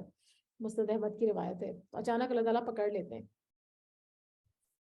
اچھا آپ صلی اللہ علیہ وسلم کہہ دیجئے کہ یہ بتاؤ اگر اللہ تعالیٰ تمہاری سماعت اور بصارت بالکل لے لے اور تمہارے دلوں پر مہر لگا دے تو اللہ تعالیٰ کے سوا اور کون معبود ہے یہ تم کو پھر دے دے, یعنی دوبارہ سے تمہاری جو سماعت اور بصارت ہے وہ دوبارہ واپس کر دے. کوئی نہیں کر سکتا اللہ کے سوا. آپ صلی اللہ علیہ وسلم دیکھیے تو ہم کس طرح دلائل کو مختلف پہلوؤں سے پیش کر رہے ہیں, پھر بھی یہ منہ موڑنے والے ہیں, کیونکہ آنکھیں, کان, دل انسان کے جو ہے نا بہت ہی اہم اعضاء اور جوارے ہیں. تو اللہ تعالیٰ فرما رہے ہیں کہ اگر وہ چاہے تو ان کی خصوصیات کو سلب کر لے جو اللہ نے ان کے اندر رکھی, یعنی دیکھنے کی, سننے کی, سمجھنے کی. تو اگر وہ ان کو اس جس کام کے لیے ان کو پیدا کیا گیا اس کے لیے وہ اس کو استعمال نہیں کریں گے تو اللہ تعالیٰ چاہیں تو ان اعضاء کو ختم بھی کر سکتے ہیں.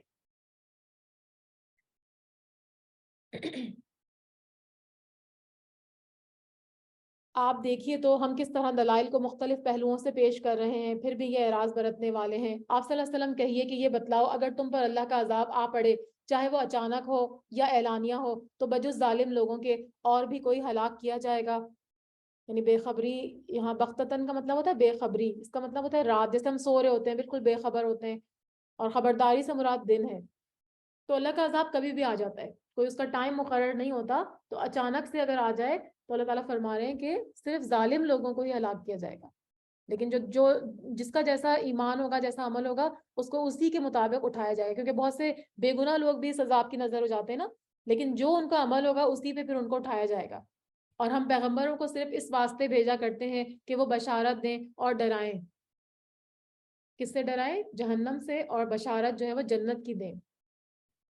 اور پھر جو ایمان لے آئے وہ درستی کر لے, سو ان لوگوں پر کوئی اندیشہ نہیں اور نہ ہی وہ غمگین ہوں گے. ولا خوف علیہم ولا هم یحزنون, یعنی مستقبل یعنی آخرت میں پیش آنے والے حالات کا ان کو نہ اندیشہ ہوگا, اور جو پیچھے دنیا میں وہ چھوڑ کر آئے اور دنیا کی جو آسودگیاں وہ حاصل نہ کر سکے اس پر وہ مغموم یا افسردہ نہیں ہوں گے, کیونکہ دونوں جہانوں میں ان کا والی اور کارساز جو ہے وہ وہی رب ہے جو دونوں جہانوں کا رب ہے. تو وہ کوئی نہ وہ غمگین ہوں گے اور نہ ہی وہ ان کو مستقبل کا کوئی اندیشہ ہوگا. والذین کذبوا بآیاتنا یمسهم العذاب بما كانوا یفسقون, اور جو لوگ ہماری آیتوں کو جھوٹا بتلائیں گے ان کو عذاب پہنچے گا بوجہ اس کے کہ وہ نافرمانی کرتے تھے, کیونکہ انہوں نے تکفیر اور تکذیب کا جو ہے وہ راستہ اختیار کیا, اللہ کی اطاعت اور اس کے احکام کی پرواہ نہیں کی. تو پھر کیا ہوگا کہ ان کو عذاب پہنچے گا اللہ کی طرف سے.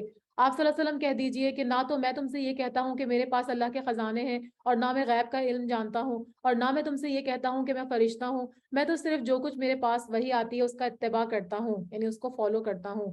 یعنی آپ صلی اللہ علیہ وسلم نے کبھی بھی اس طرح کے کوئی بھی دعوے نہیں کیے.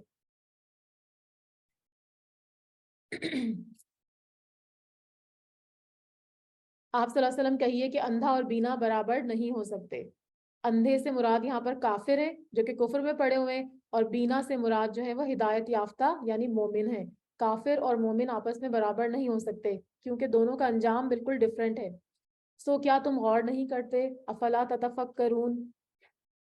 اور ایسے لوگوں کو ڈرائیے جو اس بات سے اندیشہ رکھتے ہیں کہ اپنے رب کے پاس ایسی حالت میں جمع کیے جائیں گے کہ جتنے غیر اللہ ہیں نہ کوئی ان کا مددگار ہوگا اور نہ کوئی شفیع ہوگا, اور اس امید پر وہ ڈر جائیں گے.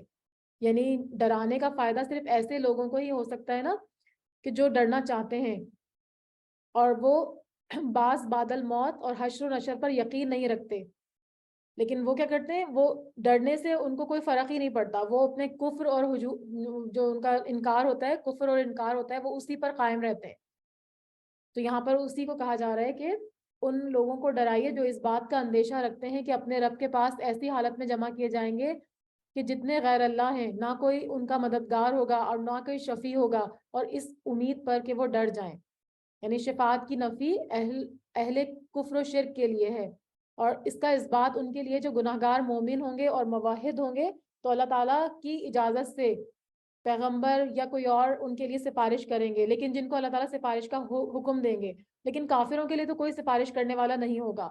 اور ان لوگوں کو نہ نکالیے جو صبح اور شام اپنے پروردگار کی عبادت کرتے ہیں اور خاص اسی کی رضامندی کا قصد کرتے ہیں, ان کا حساب ذرا بھی آپ کے متعلق نہیں، اور آپ صلی اللہ علیہ وسلم کا حساب ذرا بھی ان کے متعلق نہیں. آپ صلی اللہ علیہ وسلم ان کو نکال دیں ورنہ آپ ظلم کرنے والوں میں سے ہو جائیں گے. یعنی جو بے سہارا اور غریب مسلمان جو بڑے اخلاص کے ساتھ رات دن اپنے رب کو پکارتے ہیں، اس کی عبادت کرتے ہیں، تو مشرکین کیا کرتے تھے؟ آپ صلی اللہ علیہ وسلم کو، آپ صلی اللہ علیہ وسلم کے ساتھ یہ مطالبہ کرتے تھے کہ اے محمد صلی اللہ علیہ وسلم، آپ کے گرد جو ہے وہ غربا اور فقراء کا ہجوم رہتا ہے، آپ ان کو ہٹائیں گے تو ہم آپ کے ساتھ آ کر بیٹھیں گے. تو آپ صلی اللہ علیہ وسلم کو اللہ تعالیٰ تنبیہ کر رہے ہیں کہ آپ ان کو دور نہیں ہٹائیں گے، کیونکہ وہ جو کام کر رہے ہیں ان کا جو حساب ہے وہ آپ سے متعلق نہیں ہے اور آپ کا ان سے متعلق نہیں ہے. اگر آپ ان کو اپنے پاس سے ہٹائیں گے تو پھر یہ ظلم ہوگا، اور آپ ایسا کر نہیں رہے تھے. مقصد صرف امت کو یہ سمجھانا تھا کہ بے وسائل لوگوں کو حقیر سمجھنا اور ان کی صحبت سے گریز کرنا یہ جو ہے وہ نادانوں کا کام ہے، اہل ایمان کا نہیں ہے. اہل ایمان تو اہل ایمان ہی سے محبت کرتے ہیں، ان کے وہ اسٹیٹس کو نہیں دیکھتے، ان کے اسٹیٹس کو نہیں دیکھتے کہ ان کا اسٹیٹس کیا ہے. وہ یہ دیکھتے ہیں کہ یہ واقعی جو ہے وہ اللہ پر ایمان لانے والے ہیں یا نہیں. تو ایمان والوں کے ساتھ ہی دوستانہ رویہ ہوتا ہے. تو آپ صلی اللہ علیہ وسلم کو کہا جا رہا ہے ورنہ آپ ظلم کرنے والوں میں سے ہو جائیں گے. اور اسی طرح ہم نے بعض کو بعض کے ذریعے آزمائش میں ڈال رکھا ہے تاکہ یہ لوگ کہا کریں کہ کیا یہ وہ لوگ ہیں کہ ہم سب میں سے ان پر اللہ تعالیٰ نے اپنا فضل کیا ہے. کیونکہ جو ذرا حیثیت کے اعتبار سے تھوڑے کم تھے، غریب تھے، اس طرح کے لوگ ہی مسلمان ہوئے تھے نا. تو یہی چیز جو تھی وہ کفار کے جو رئیس تھے نا ان کی آزمائش کا ذریعہ بن گئی. تو وہ ان کا مذاق اڑاتے تھے، ان کو اذیت سے دوچار کرتے تھے اور کہتے تھے کہ یہ لوگ ہیں جن پر اللہ نے احسان کیا. یعنی ان کا مقصد تھا کہ ایمان اور اسلام تو اگر اللہ کا احسان ہے تو سب سے پہلے ہم پر ہوتا، کیونکہ ہمارے پاس جو ہے وہ زیادہ وسائل ہیں، ہم زیادہ مالدار ہیں، سردار ہیں. تو یہ صرف ان کی جو تھی وہ خوش فہمی تھی. کیا یہ بات نہیں کہ اللہ تعالیٰ شکر گزاروں کو خوب جانتا ہے؟ یعنی اللہ تعالیٰ کو تمہاری ظاہری چمک دھمک ٹھاٹ باٹ اور رئیسانہ کر و فر نہیں چاہیے. وہ تو صرف دلوں کی کیفیت دیکھتا ہے کہ کس دل میں کتنا ایمان ہے، کتنا اللہ کا تقوی ہے، کتنا اللہ کو وہ لوگ ماننے والے ہیں. اور یہ لوگ جب آپ صلی اللہ علیہ وسلم کے پاس آئیں جو ہماری آیتوں پر ایمان رکھتے ہیں تو آپ کہہ دیجئے کہ تم پر سلامتی ہے. یعنی ان پر سلام کر کے ان کے سلام کا جواب دے کر ان کی تکریم کرنے کا حکم ہے، ان کی تحقیر کرنے کا حکم نہیں ہے. تمہارے رب نے مہربانی فرمانا اپنے ذمے مقرر کر لیا ہے. ان کو خوشخبری دے دیں کہ تفضل اور احسان کے مطابق اللہ تعالیٰ نے شکر گزار بندوں پر اپنی رحمت کا فیصلہ کر لیا ہے. اور حدیث میں آتا ہے کہ جب اللہ تعالیٰ تخلیق کائنات سے فارغ ہو گئے، یہ میں نے ابھی آپ کو تھوڑی دیر پہلے بتائی تھی نا کہ جب تخلیق کائنات سے فارغ ہو گئے تو انہوں نے عرش پر لکھ دیا کہ اِنَّ رحمتی تغلب غضبی، کہ میری رحمت میرے غضب پر غالب ہے. تو اللہ تعالیٰ کی رحمت جو ہے نا وہ بہت وسیع ہے، بہت مغفرت کرنے والا ہے، غفور الرحیم ہے. تو ہمیں جو ہے وہ اللہ سے توبہ کرنی چاہیے. تو یہاں پر اس آیت کا میں نے آخری پارٹ نہیں پڑھا تھا کہ تمہارے رب نے مہربانی فرمانا اپنے ذمے مقرر کر لیا ہے. جو شخص تم میں سے برا کام کر بیٹھے جہالت سے، پھر وہ فوراً اس کے بعد توبہ کر لے اور اصلاح کر لے، تو اللہ کی یہ شان ہے کہ وہ بڑی مغفرت کرنے والا اور بڑی رحمت فرمانے والا ہے. تو یہاں پہ ایک طرح سے اہل ایمان کے لیے بشارت ہے، کیونکہ ہم انسان ہیں نا، بشر ہونے کی وجہ سے ہم سے کوئی گناہ بھی ہو جاتا ہے تو ہم فوراً ہمیں حکم دیا جا رہا ہے کہ توبہ کر کے اپنی اصلاح کر لیں. اگر گناہ پر اصرار کرتے رہیں گے نا تو پھر ہم اللہ تعالیٰ کی جو ہے وہ مغفرت کے مستحق نہیں ہوں گے. تو فوراً غلطی ہو تو فوراً جو ہے وہ اللہ تعالیٰ سے مغفرت طلب کریں، اور اللہ تعالیٰ غفور الرحیم ہے. اسی طرح ہم آیات کی تفصیل کرتے رہتے ہیں اور تاکہ مجرمین کا طریقہ ظاہر ہو جائے. آپ صلی اللہ علیہ وسلم کہہ دیجئے مجھ کو اسی سے ممانعت کی گئی ہے کہ ان کی عبادت کروں جن کو تم لوگ اللہ تعالیٰ کو چھوڑ کر پکارتے ہو. آپ صلی اللہ علیہ وسلم کہہ دیجئے میں تمہاری خواہشات کی پیروی نہیں کروں گا، کیونکہ اس حالت میں تو میں بے راہ ہو جاؤں گا اور راہ راست پر چلنے والوں میں سے نہیں رہوں گا. یعنی اگر اللہ کی طرح اللہ کو چھوڑ کر میں بھی جو ہے وہ تمہاری خواہشات کے مطابق غیر اللہ کی عبادت شروع کر دوں تو گمراہ ہو جاؤں گا. یعنی اس سے کیا پتہ چلتا ہے کہ اللہ کے ساتھ شرک ٹھہرانا، غیر اللہ کی عبادت کرنا سب سے بڑی گمراہی ہے. اور یہ گمراہی جو ہے وہ بہت عام ہے کہ لوگ اللہ کو چھوڑ کے دوسرے لوگوں کو پوچھتے ہیں. آپ صلی اللہ علیہ وسلم کہہ دیجئے کہ میرے پاس تو ایک دلیل ہے میرے رب کی طرف سے اور تم اس کی تکذیب کرتے ہو. جس چیز کی تم جلد بازی کر رہے ہو وہ میرے پاس نہیں ہے. حکم کسی کا نہیں بجز اللہ تعالیٰ کے. یعنی تمام کائنات پر صرف اللہ کا حکم چلتا ہے، تمام معاملہ صرف اسی کے ہاتھ میں ہے. اسی لیے تم جو چاہتے ہو جلد ہی اللہ کا عذاب تم پر آ جائے. وہ لوگ مطالبہ کرتے تھے نا کہ عذاب لانے کی، تو یہاں پہ فرمایا جا رہا ہے کہ یہ اختیار بھی اللہ ہی کے پاس ہے. اللہ تعالیٰ چاہیں تو جلدی عذاب بھیج سکتے ہیں اور چاہیں تو نہیں بھیج سکتے. آپ صلی اللہ علیہ وسلم کہہ دیجئے میرے پاس تو ایک دلیل ہے میرے رب کی طرف سے، یعنی وہ شریعت جو وحی کے ذریعے آپ صلی اللہ علیہ وسلم پہ نازل کی گئی، اور تم اس کی تکذیب کرتے ہو۔ جس چیز کی تم جلد بازی کر رہے ہو وہ میرے پاس نہیں، حکم کسی کا نہیں بجز اللہ تعالیٰ کے۔ اللہ تعالیٰ واقعی بات کو بتلا دیتا ہے، یعنی حق بات کو بیان کر دیتا ہے۔ اپنے فیصلوں میں اللہ تعالیٰ حق کی پیروی کرتا ہے اور حق کے مطابق ہی فیصلے کرتا ہے، اور سب سے اچھا فیصلہ کرنے والا وہی ہے۔ وَهُوَ خَيْرُ الْفَاصِلِينَ، سب سے بہتر فیصلے کرنے والا اللہ تعالیٰ ہی کی ذات ہے۔ آپ صلی اللہ علیہ وسلم کہہ دیجئے اگر میرے پاس وہ چیزیں ہوتی جس کا تم تقاضا کر رہے ہو تو میرا اور تمہارا باہمی قصہ باہمی، ایک منٹ میں اس میں پڑھ لوں، لقضی الامر بینی و ہاں، میرا اور تمہارا درمیان جو باہمی فیصلہ ہے وہ کر دیا جاتا، وہ ہو چکا ہوتا، اور ظالموں کو اللہ تعالیٰ خوب جانتا ہے۔ یعنی اگر اللہ تعالیٰ میرے طلب کرنے پر فوراً عذاب بھیج دیتے، یا اللہ تعالیٰ میرے اختیار میں یہ چیز دے دیتے، تو پھر تمہاری خواہش کے مطابق عذاب فوراً ہی بھیج دیا جاتا، لیکن اللہ تعالیٰ کی مشیت پر یہ موقوف ہے۔ تو یہ تو ایک بہت بڑی رحمت ہے کہ فوراً جو ہے وہ عذاب نہیں آ رہا۔ اور ایک اور حدیث میں آتا ہے کہ ایک موقع پر اللہ کے حکم سے پہاڑوں کا فرشتہ آپ صلی اللہ علیہ وسلم کی خدمت میں آیا اور اس نے کہا کہ آپ صلی اللہ علیہ وسلم اگر مجھے حکم دیں تو میں ساری آبادی کو دونوں پہاڑوں کے بیچ میں کچل دوں۔ آپ صلی اللہ علیہ وسلم نے فرمایا کہ نہیں، مجھے بلکہ امید ہے کہ اللہ تعالیٰ ان کی نسلوں میں سے عبادت والے لوگ پیدا کرے گا جو اس کے ساتھ کسی کو شریک نہیں ٹھہرائیں گے۔ صحیح بخاری۔ مطلب عذاب تو فوراً آ سکتا تھا، لیکن اللہ تعالیٰ کا یہ بہت بڑی مصلحت تھی، بہت اس کی رحمت تھی کہ اللہ نے فوراً عذاب نہیں بھیجا۔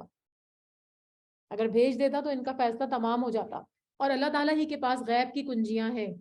وَإِنَّهُ مَفَاتِحُ الْغَيْبِ لَا يَعْلَمُهَا إِلَّا هُوَ وَيَعْلَمُ مَا فِي الْبَرِّ وَالْبَحْرِ وَمَا تَسْقُطُ مِنْ وَرَقَةٍ إِلَّا يَعْلَمُهَا وَلَا حَبَّةٍ فِي ظُلُمَاتِ الْأَرْضِ وَلَا رَطْبٍ وَلَا يَابِسٍ إِلَّا فِي كِتَابٍ مُبِينٍ۔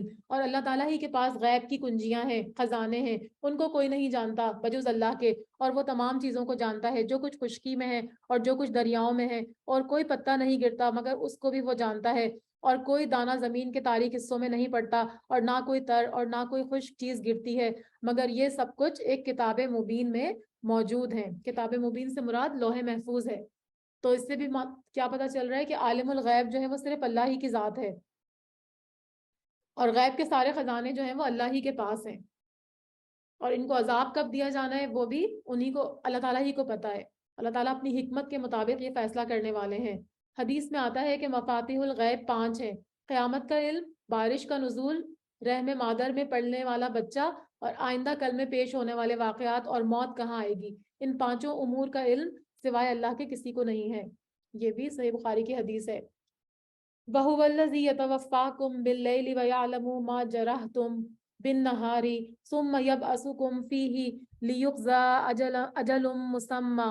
اور وہ ایسا ہے کہ وہ رات میں تمہاری روح کو ایک گونا قبض کر لیتا ہے، یعنی نیند کو وفات سے تعبیر کیا گیا، کیونکہ اکثر لوگوں کی نیند میں ہی موت ہو جاتی ہے نا، تو نیند جو ہے نا وہ چھوٹی موت کہا جاتا ہے، یعنی موت اصغر کہا جاتا ہے نیند کو۔ تو اللہ تعالیٰ ہماری روح کو قبض کر لیتے، اور پھر اس کے بعد اللہ تعالیٰ چاہیں تو وہ ہم کو واپس لوٹا دیتے، اور کچھ لوگوں کی روحیں جو ہیں وہ نیند میں ہی قبض کر لی جاتی ہیں۔ تو اسی لیے ہم جب اٹھتے ہیں نا تو دعا پڑھتے ہیں نا، الحمدللہ الذی احیانا بعد ما اماتنا، یعنی سب تعریف اللہ کے لیے جس نے ہم کو زندہ کیا مرنے کے بعد۔ تو نیند میں بھی اللہ تعالیٰ ہماری روحوں کو قبض کر لیتے ہیں، اور جو کچھ تم دن میں کرتے ہو اس کو جانتا ہے، پھر تم کو جگہ اٹھاتا ہے، یعنی تمہاری روح کو دوبارہ سے واپس لوٹا دیتا ہے، تاکہ میعاد معین تو تمام کر دی جائے، یعنی جتنی بھی تمہاری زندگی کی مہلت ہے اس وقت تک تمہیں جو ہے وہ دوبارہ سے تمہاری روح کو لوٹا دیتا ہے۔ اور انسان کی جب وفات اکبر ہوگی، یعنی دنیا سے واپسی کا وقت ہوگا، تو تب تک یہ ایسا سلسلہ جاری رہے گا، ڈیلی وہ ہماری روح کو قبض کرتا ہے اور دوبارہ ہم کو واپس لوٹا دیتا ہے، اور جب ہمارا وقت آ جائے گا تو پھر روح ہمیشہ کے لیے قبض کر لی جائے گی، پھر اسی کی طرف تم کو جانا ہے، یعنی قیامت والے دن زندہ ہو کر سب کو اللہ کی بارگاہ میں حاضر ہونا ہے، پھر تم کو بتائے گا جو کچھ تم کرتے تھے، اور وہی اپنے بندوں کے اوپر غالب ہے اور برتر ہے، اور تم پر نگہداشت رکھنے والے بھیجتا ہے، یعنی یہاں پر مراد ہے فرشتے، یہاں تک کہ جب تم میں سے کسی کو موت آ پہنچتی ہے اس کی روح ہمارے بھیجے ہوئے فرشتے قبض کر لیتے ہیں، اور وہ ذرا بھی کوتاہی نہیں کرتے۔ یعنی اپنے جو کام ہیں ان کو، جو کام اللہ تعالیٰ نے جو فرض کیا، ان کو جو سپرد کیا، وہ کیا کرتے ہیں، وہ فرشتے جو ہے وہ فوراً آ کے ان کی روحیں قبض کر لیتے ہیں، جن کی روح قبض کرنے کا اللہ تعالیٰ حکم دیتے ہیں. اور مرنے والا اگر نیک ہوتا ہے تو اس کی روح علیین میں رکھتے ہیں، اور اگر بد ہوتا ہے تو اس کی روح سجین میں بھیج دی جاتی ہے، اور اس میں وہ کوئی اللہ کے حکم میں کوتاہی نہیں کرتے، دیر نہیں کرتے. پھر سب اپنے مالک حقیقی کے پاس لائے جائیں گے. یعنی اس میں ردو کا ورڈ یوز ہوا نا آیت میں، اس کا مطلب ہے لوٹائے جائیں گے. یعنی جب روح قبض کر لی جائے گی تو فرشتے اللہ کی بارگاہ میں واپس لوٹ جاتے ہیں. یعنی سب لوگ حشر کے بعد اللہ تعالیٰ کی بارگاہ میں لوٹائے جائیں گے، اور پھر وہ سب کا فیصلہ جو ہے وہ کرے گا کہ کس کو جنت ملے گی اور کس کو جو ہے وہ دوزخ ملے گی، کہاں پہ کس کو جہنم میں ڈالا جائے گا. خوب سن لو، فیصلہ اللہ ہی کا ہوگا اور وہ بہت جلد حساب لینے والا ہے. آپ صلی اللہ علیہ وسلم کہیے کہ وہ کون ہے جو تم کو خشکی اور دریا کی ظلمات سے نجات دیتا ہے؟ تم اس کو پکارتے ہو گڑ گڑا کر، چپکے چپکے. اگر تو ہم کو ان سے نجات دے دے تو ہم ضرور شکر کرنے والوں میں سے ہو جائیں گے. آپ صلی اللہ علیہ وسلم کہہ دیجئے اللہ ہی تم کو ان سے نجات دیتا ہے، اور ہر غم سے تم پھر بھی شرک کرنے لگ جاتے ہو. آپ کہہ دیجئے کہ اس پر وہی قادر ہے کہ تم پر کوئی عذاب بھیجے، تمہارے اوپر سے بھیج دے، یعنی آسمان سے. جیسے بارش بہت کثرت سے ہو جائے کہ جیسے اور قوموں پہ پتھروں کا عذاب آیا تھا، تو وہ اللہ تعالیٰ اوپر سے بھی بھیج سکتے ہیں. یا تمہارے پاؤں کے نیچے سے. پاؤں کے نیچے سے مراد جیسے زمین میں دھسایا جانا، طوفانی سیلاب وغیرہ، اور جیسے زلزلے وغیرہ آتے ہیں تو وہ بھی اس میں شامل ہیں. یا کہ وہ تم کو گروہ گروہ کر کے سب کو بھیڑا دے، یعنی آپس میں لڑا دے، اور تمہارے ایک کو دوسرے کی لڑائی چکھا دے، یعنی آپس میں تمہارا ایک دوسرے کا قتل ہو جائے. ایک گروہ دوسرے گروہ پہ چڑھائی کر دے اور پھر اس کے بعد جو ہے وہ دوسرے کو ختم کر دے. حدیث میں آتا ہے کہ نبی اکرم صلی اللہ علیہ وسلم نے فرمایا، میں نے اللہ تعالیٰ سے 3 دعائیں کی: میری امت غرق کے ذریعے ہلاک نہ کی جائے، قحط عام کے ذریعے اس کی تباہی نہ ہو، نمبر 3 آپس میں ان کی لڑائی نہ ہو. تو آپ صلی اللہ علیہ وسلم نے میری پہلی 2 دعائیں قبول کر لی اور تیسری دعا سے مجھ کو روک دیا گیا. یہ صحیح مسلم کی حدیث ہے. تو یعنی جنگیں تو ہوں گی. آپ صلی اللہ علیہ وسلم دیکھیے تو صحیح ہم کس طرح دلائل مختلف پہلوؤں سے بیان کرتے ہیں، شاید کہ وہ سمجھ جائیں. اور آپ کی قوم اس کی تکذیب کرتی ہے یعنی کس کی تکذیب کرتی ہے؟ قرآن کی یا پھر عذاب کی. ٹھیک ہے، اہل مکہ کو کہا جا رہا ہے، حالانکہ وہ یقینی ہے. آپ صلی اللہ علیہ وسلم کہہ دیجئے میں تم پر تعینات نہیں کیا گیا ہوں، ہر خبر کے وقوع کا ایک وقت ہے اور جلد ہی تم کو معلوم ہو جائے گا. یعنی یہ عذاب کی جو یہ لوگ مطالبہ کرتے تھے، تو یہ جب آئے گا تو تم کو اس کے بارے میں علم ہو جائے گا.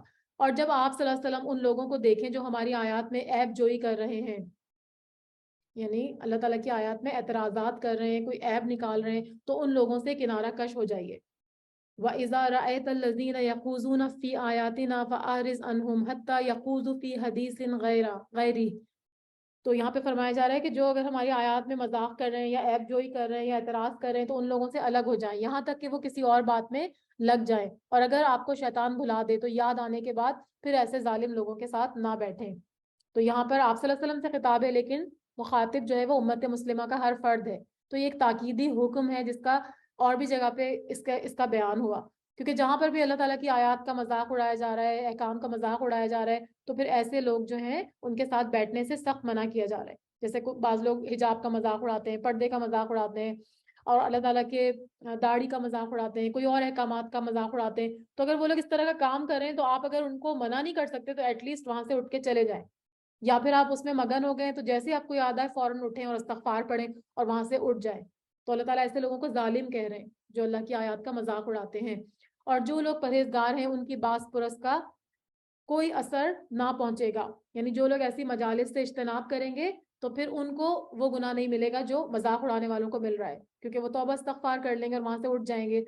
اور لیکن ان کے ذمے نصیحت کر دینا ہے، شاید وہ بھی تقوی اختیار کر لیں.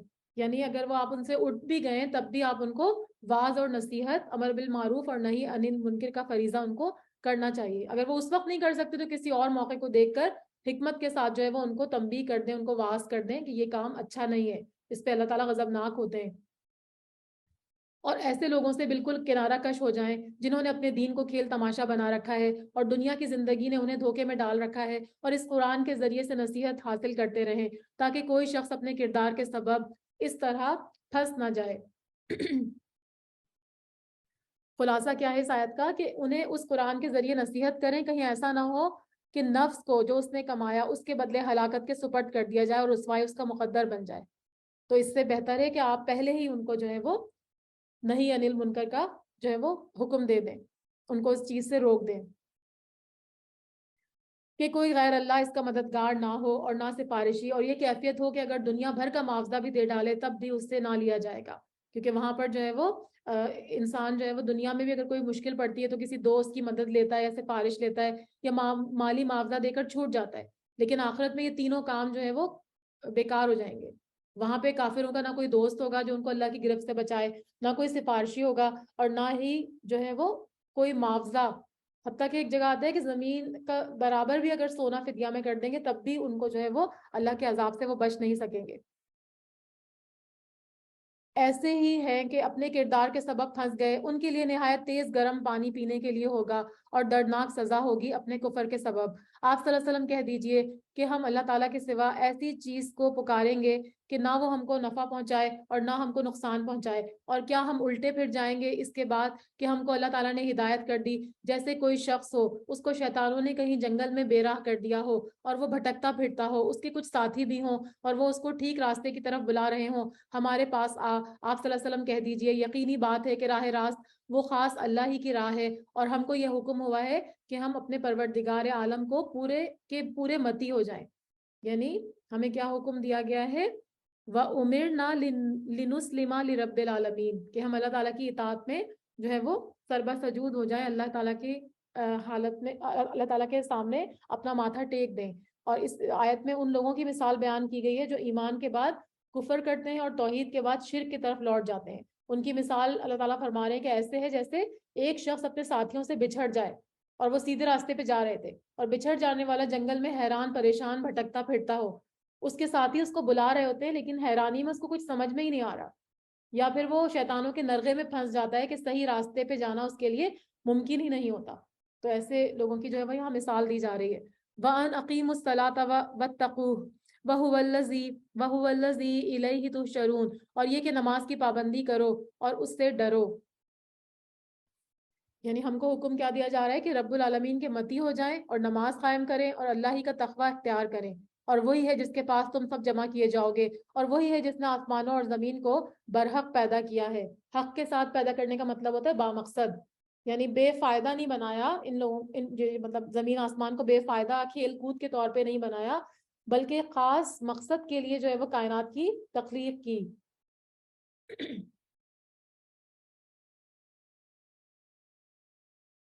تو اسی لیے ہمیں صرف اللہ ہی کو یاد رکھنا چاہیے, اسی کا شکر بجا لانا چاہیے. یقول کن فیکون, اور جس وقت اللہ تعالیٰ اتنا کہہ دے کہ ہو جا تو بس ہو جائے گا, اس کا کہنا حق اور باثر ہے, اور ساری حکومت خاص اسی کی ہوگی جبکہ سور میں پھونک مار دی جائے گی. سور سے مراد جو بغل ہے نا, اس کے مطابق حدیث میں آتا ہے متعلق کہ اسرافیل علیہ السلام اسے منہ میں لے لیں گے اور اپنی پیشانی جھکائے حکم الہی کے منتظر کھڑے ہیں, جب انہیں کہا جائے گا تو وہ اس میں پھونک مار دیں گے.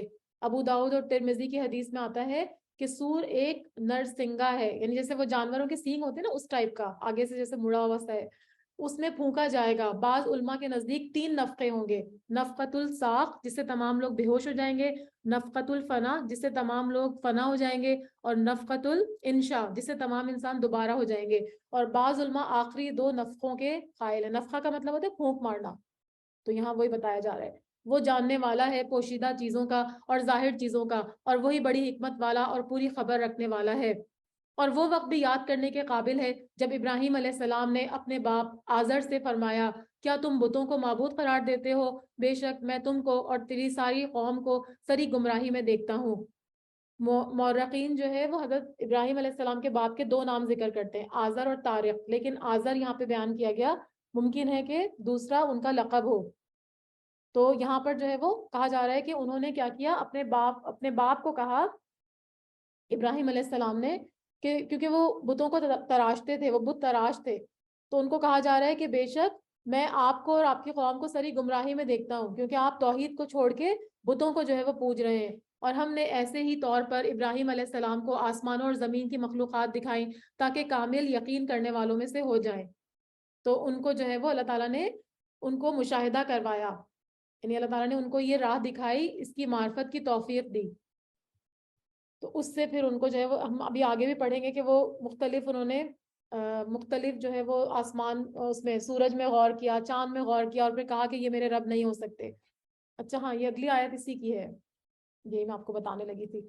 تو ان کو اللہ تعالیٰ نے کیا کیا، زمین کی مخلوقات دکھائیں تاکہ وہ کامل یقین کرنے والوں میں سے ہو جائیں. فلما جن علیہ اللیل رأى کوكبا قال ھذا ربی فلما افل قال لا احب الآفلین. پھر جب رات کی تاریکی ان پر چھا گئی تو انہوں نے ایک ستارہ دیکھا، آپ نے فرمایا یہ میرا رب ہے، مگر جب وہ غروب ہو گیا، ڈوب گیا، تو آپ نے فرمایا میں غروب ہو جانے والوں سے محبت نہیں رکھتا. یعنی یہ معبود نہیں ہو سکتا. معبود تو وہ ہوتا ہے جس کو کہ کوئی فنا نہیں ہوتی. تو انہوں نے اس کو معبود ماننے سے انکار کر دیا. فلما رأى القمر بازغا، پھر جب دیکھا چاند کو چمکتا ہوا، قال ھذا ربی، کہنے لگے یہ میرا رب ہے.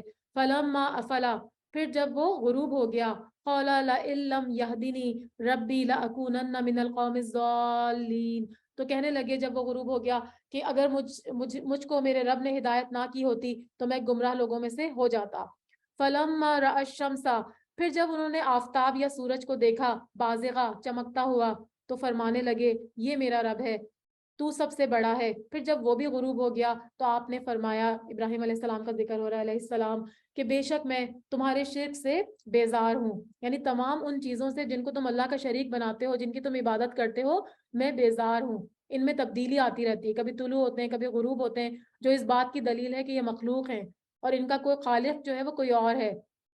تو یہ کسی کو جو ہے وہ نفع اور نقصان پہنچانے پہ کس طرح قادر ہو سکتے ہیں. تو ان کے جو وہ تھے نا، ان کی جو قوم تھی اور ان کے جو والد تھے، وہ نہ صرف یہ کہ بتوں کو پوجتے تھے بلکہ وہ یہ سورج چاند ستاروں کی بھی پرستش کرتے تھے. تو اللہ تعالیٰ نے ان کو جو ہے وہ کائنات میں غور و فکر کی دعوت دی. تو یہاں پہ ہم کو کیا لیسن ملتا ہے کہ اگر کوئی بھی جس کے پاس دین نہیں پہنچا، جس کے پاس قرآن نہیں پہنچا، تو اس کے پاس کوئی جواز نہیں ہے. اگر وہ کائنات پہ غور و فکر کرے تو وہ اللہ کی وحدانیت کی طرف جو ہے وہ آپ سے آپ مائل ہو جائے گا. صرف غور و فکر کی دعوت جو ہے وہ دی جا رہی ہے، کیونکہ بار بار قرآن میں کئی جگہ بتایا کیا تم زمین میں چلے پھرے نہیں، کیا تم نے کائنات پہ غور و فکر نہیں کیا. تو ہر جگہ پہ اللہ تعالیٰ یہ بات بتاتے ہیں اور ہم جو ہے وہ ان پہ سے سرسری گزر جاتے ہیں. ہم ان میں غور و فکر ہی نہیں کرتے کائنات کی چیزوں میں. انی وجہت وجہی للذی فطر السماوات والارض حنیفا وما انا من المشرکین. میں اپنا رخ اس کی طرف کرتا ہوں. رخ، اور یہاں پر رخ یا چہرے کا ذکر اس لیے کیا گیا کہ چہرہ جو ہوتا ہے نا وہ انسان کی اصل شناخت ہوتی ہے. اس کا مطلب یہ ہے کہ میری عبادت اور توحید جو ہے وہ صرف اللہ تعالیٰ ہی ہے جو آسمان اور زمین کا خالق ہے. تو ان کو فوراً ہی جو ہے وہ ہدایت نصیب ہو گئی. جس نے آسمانوں اور زمین کو پیدا کیا یکسو ہو کر، اور میں شرک کرنے والوں میں سے نہیں ہوں. اور ان کی قوم نے ان سے حجت کرنی شروع کر دی. یعنی اب انہوں نے جب دیکھا نا کہ وہ یہ توحید کا واز سنا ان سے، اور اپنے خود ساختہ معبودوں کی تردید بھی انہوں نے بتائی، تو انہوں نے کیا کیا کہ دلائل دینے لگے. تو اس سے کیا پتہ چلتا ہے کہ مشرکین بھی اپنے شرک کے لیے کچھ نہ کچھ دلائل رکھتے ہیں، لیکن وہ دلائل جو تھے وہ بالکل بیکار تھے، اس میں کوئی وزن نہیں تھا. تو ان کی قوم جو ہے ان سے جھگڑنے لگی. آپ نے فرمایا کیا تم اللہ کے معاملے میں مجھ سے حجت کرتے ہو، حالانکہ اس نے مجھ کو طریقہ بتلا دیا اور میں ان چیزوں سے جن کو تم سب اللہ کے ساتھ شریک ٹھہراتے ہو نہیں ڈرتا. ہاں اگر میرا پروردگار ہی کوئی امر چاہے، میرا پروردگار ہر چیز کو اپنے علم میں گھیرے ہوئے ہے، کیا تم پھر بھی خیال نہیں کرتے؟ اور میں ان چیزوں سے کیسے ڈروں جن کو تم نے شریک بنایا، حالانکہ تم اس بات سے نہیں ڈرتے کہ تم نے اللہ کے ساتھ ایسی چیزوں کو شریک ٹھہرایا ہے جن پر اللہ تعالیٰ نے کوئی دلیل نازل نہیں فرمائی. ان دو جماعتوں میں سے امن کا زیادہ مستحق کون ہے اگر تم خبر رکھنے والے ہو؟ یعنی مومن اور مشرک، یہ دو جماعتیں ہو گئی نا. مومن کے پاس تو توحید کے بھرپور دلائل ہیں، اور مشرک کے پاس اللہ کی اتاری ہوئی کوئی دلیل نہیں ہے. صرف ان کے جتنے بھی باتیں ہیں نا وہ ساری گمان پر اور جھوٹ پر مبنی ہیں. تو اس سے پتہ چلتا ہے کہ امن اور نجات کا مستحق کون ہوگا. یقیناً مومن جو ہے وہ نجات کے مستحق ہوں گے، کیونکہ ان کے پاس توحید کے دلائل ہیں اور وہ توحید کو قائم رکھنے والے ہیں. جو لوگ ایمان رکھتے ہیں اور اپنے ایمان کو شرک کے ساتھ ملاتے نہیں ہیں، ایسے ہی لوگوں کے لیے امن ہے اور وہی راہ راست پر چل رہے ہوں گے. حدیث میں آتا ہے کہ جب یہ آیت نازل ہوئی تو صحابہ نے ظلم کا عام مطلب کوتاہی، غلطی اور گناہ زیادتی وغیرہ سمجھا، جس سے وہ پریشان ہو گئے. تو نبی اکرم صلی اللہ علیہ وسلم کی خدمت میں حاضر ہوئے اور کہنے لگے ہم میں سے کون ایسا شخص ہے جس نے ظلم نہ کیا ہو؟ آپ صلی اللہ علیہ وسلم نے فرمایا اس سے وہ ظلم مراد نہیں جو تم سمجھ رہے ہو. بلکہ اس سے مراد ظلم ہے، جس طرح حضرت لقمان نے اپنے بیٹے کو کہا تھا ان الشرک لظلم عظیم، یقیناً شرک ظلم عظیم ہے، صحیح بخاری کی حدیث ہے۔ اور یہ تھی ہماری حجت، وہ ہم نے ابراہیم علیہ السلام کو ان کی قوم کے مقابلے میں دی تھی، یعنی توحید الہی پر ایسی حجت اور دلیل دی جس کا کوئی جواب جو تھا ابراہیم علیہ السلام کے قوم سے بن نہیں پڑا۔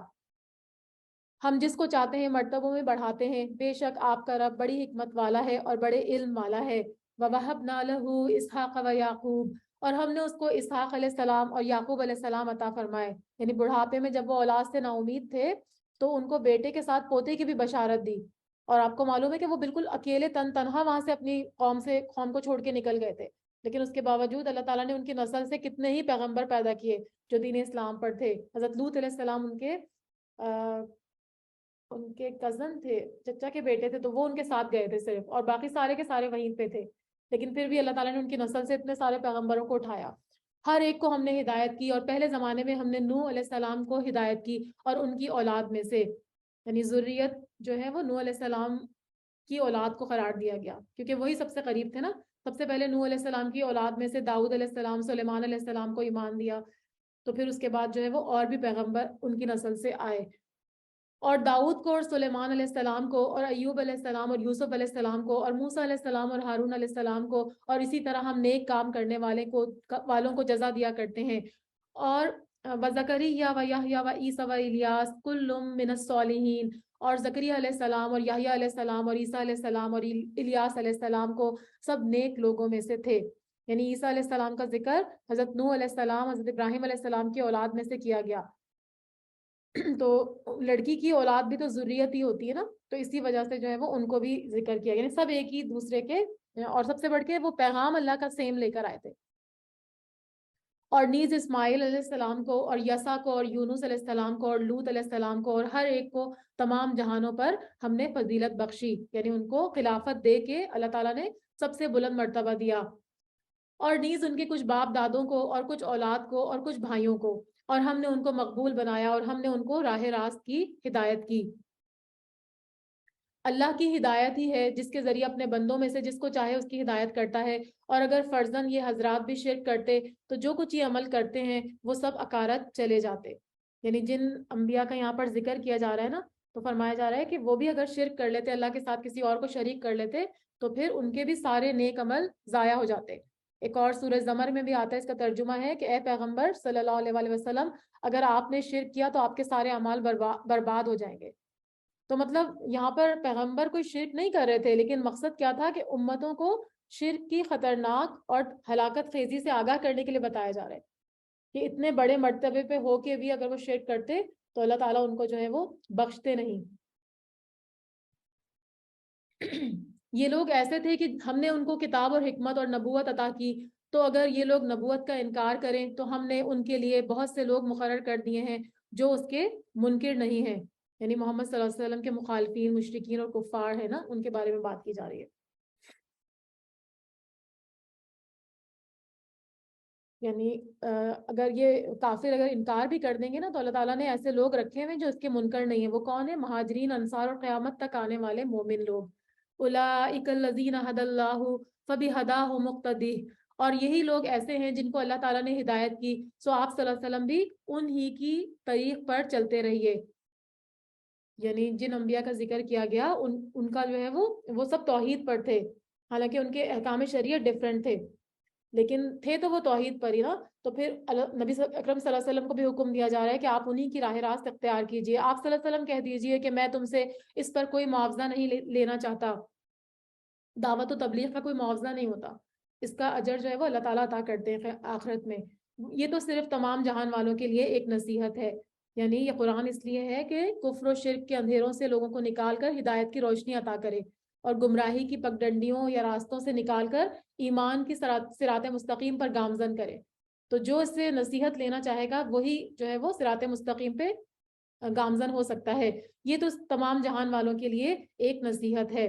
اور ان لوگوں نے اللہ کی قدر جیسی واجب تھی ویسی قدر نہ کی۔ وما قدر اللہ حق قدرہ اذ قالوا ما انزل اللہ علی بشر من شیء، اور یوں کہہ دیا کہ اللہ نے کسی بشر پر کوئی چیز نہیں اتاری، قدر کا مطلب ہوتا ہے اندازہ کرنا، اور کسی چیز کی اصل حقیقت جاننے اور اس کی معرفت حاصل کرنے کے معنوں میں بھی یہ استعمال ہوتا ہے. یعنی مشرکین مکہ جو تھے وہ آپ صلی اللہ علیہ وسلم کا اور کتابوں کا انکار کرتے تھے. اس کے صاف معنی کیا تھے کہ ان کو اللہ کی صحیح معرفت حاصل ہی نہیں ہوئی تھی. اگر ان کو اللہ کی صحیح معرفت حاصل ہو جاتی تو پھر وہ اللہ کی ویسے ہی قدر کرتے جیسے وہ قدر کرنے کے لائق ہے.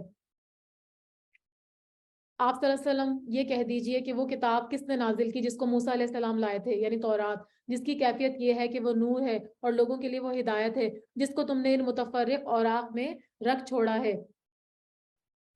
یعنی جس کو چاہتے ہو ظاہر کر دیتے ہو اور جن کو چاہتے ہو چھپا لیتے ہو. کچھ اس میں وہ تبدیلیاں کرتے تھے نا، تو اسی وجہ سے لکھا ہوا ہے تورات میں.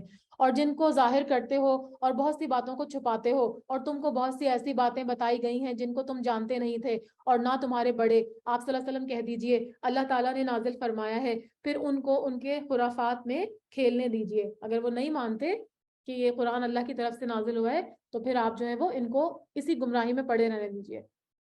اور یہ بھی ایسی ہی کتاب ہے جس کو ہم نے نازل کیا، یعنی قرآن مجید، جو بڑی برکت والی ہے اور اپنی سے پہلے کتابوں کی تصدیق کرنے والی ہے، تاکہ آپ صلی اللہ علیہ وسلم مکے والوں کو اور آس پاس کے لوگوں کو ڈرائیں. اور جو لوگ آخرت کا یقین رکھتے ہیں ایسے لوگ اس پر ایمان لے آتے ہیں اور وہ اپنی نماز پر مداومت رکھتے ہیں. یحافظون یعنی اس کی حفاظت کرتے ہیں اپنی نمازوں کی، یعنی ان کو وقت پہ ادا کرتے ہیں، ٹائم پہ ادا کرتے ہیں اور آخرت کا یقین رکھتے ہیں.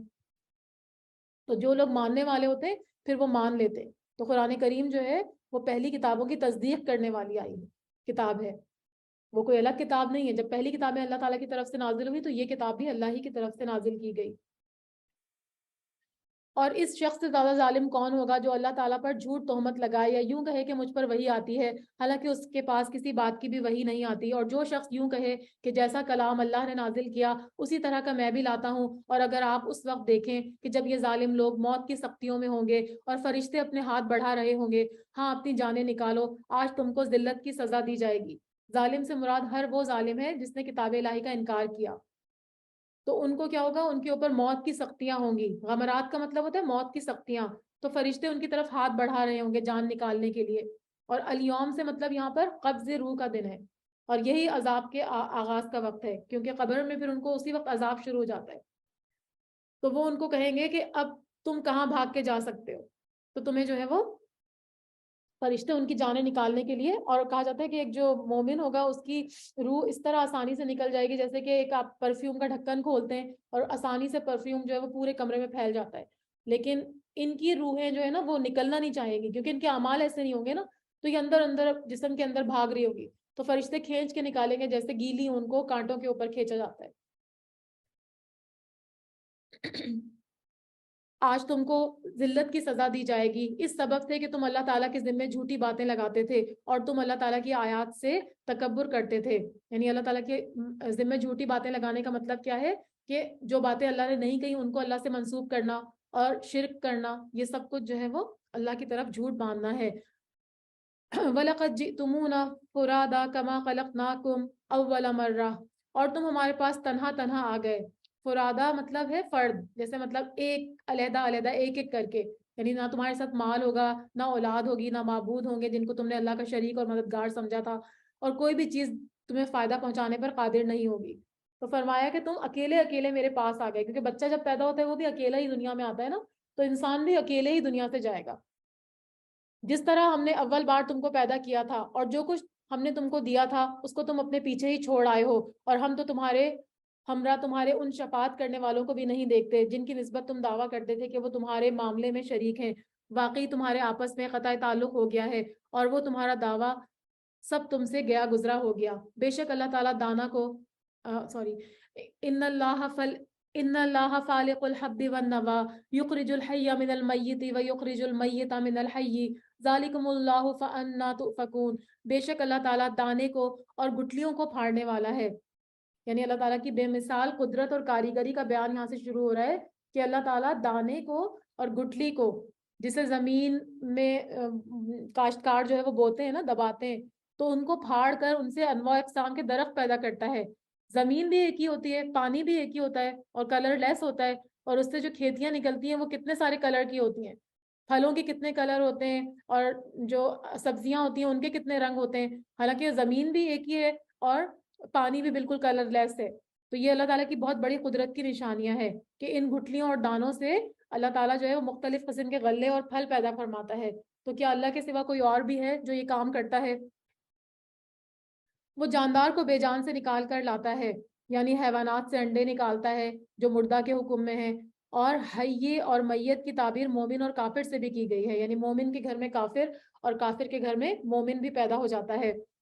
اور وہ بے جان کو جاندار سے نکالنے والا ہے، یعنی یہ تو میں نے آپ کو بتا دیا.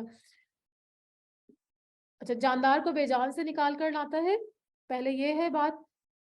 یعنی اس کا مطلب ہے کہ جیسے انڈے سے جو ہے وہ انڈا بے جان ہوتا ہے نا، تو اس سے جو ہے وہ حیوانات پیدا ہوتے ہیں. اور بے جان کو جاندار سے نکالنے والا ہے. اللہ تعالیٰ یہ ہے، سو تم کہاں سے الٹے پھرے جا رہے ہو. فَأَنَّا تُؤْفَكُونَ. اور صبح کا وہ نکالنے والا ہے. فالق الاسباح، یعنی صبح کا پھاڑنے والا بھی اللہ تعالیٰ ہے. اندھیرے اور روشنی کا خالق اللہ تعالیٰ ہے. وہ رات کی تاریکی سے صبح روشن پیدا کرتا ہے جس سے ہر چیز روشن ہو جاتی ہے. اس نے رات کو راحت کی چیز بنایا، یعنی رات کو تاریکیوں میں بدل دیتا ہے تاکہ لوگ جو ہے وہ اپنی مصروفیات چھوڑ کر ترک کر کے آرام اور سکون کی نیند لے سکیں. اور سورج اور چاند کو حساب سے رکھا ہے، یعنی دونوں کے لیے ایک حساب مقرر ہے جس میں کوئی تغیر نہیں ہوتا. دونوں اپنی اپنی منزلیں، ان کی اپنی اپنی منزلیں ہیں جن پر وہ گرمی اور سردی میں رواں رہتے ہیں. اسی کی بنیاد پر سردی میں دن چھوٹے ہوتے ہیں اور راتیں لمبی ہوتی ہیں، اور اسی طرح سے جو ہے وہ اس میں گرمیوں میں راتیں لمبی ہوتی ہیں، دن لمبے ہوتے ہیں اور راتیں چھوٹی ہوتی ہیں. ابھی ہم آگے بھی اس کی کسی اور سورہ یونس میں بھی اس کی جو ہے نا تفصیل آئے گی. یہ ٹھہرائی بات ہے ایسی ذات کی جو کہ قادر ہے اور بڑے علم والا ہے. اور وہ ایسا ہے جس نے تمہارے لیے ستاروں کو پیدا کیا تاکہ تم ان کے ذریعے اندھیروں میں، خشکی میں اور دریا میں بھی راستہ معلوم کرو. ستاروں کا یہاں پہ ایک اور فائدہ اور مقصد بیان کیا گیا ہے. ان کے دو مقصد ہیں جو دوسرے مقام پر بیان کیے گئے. ایک یہ کہ آسمانوں کی زینت ہے اور شیطانوں کی ان سے مرمت کی جاتی ہے، رجوم للشیاطین، شیطانوں کو مار بھگانے کے لیے. اور یہاں پر جو ہے وہ ایک اور چیز پتہ چل رہی کہ تیسرا ان کا جو ہے وہ کام پتہ چل رہا ہے کہ اس سے جو ہے وہ اندھیروں میں اور خشکی میں راستہ معلوم کرتے ہیں. بے شک ہم نے دلائل خوب کھول کھول کر بیان کر دیے ہیں ان لوگوں کے لیے جو خبر رکھتے ہیں.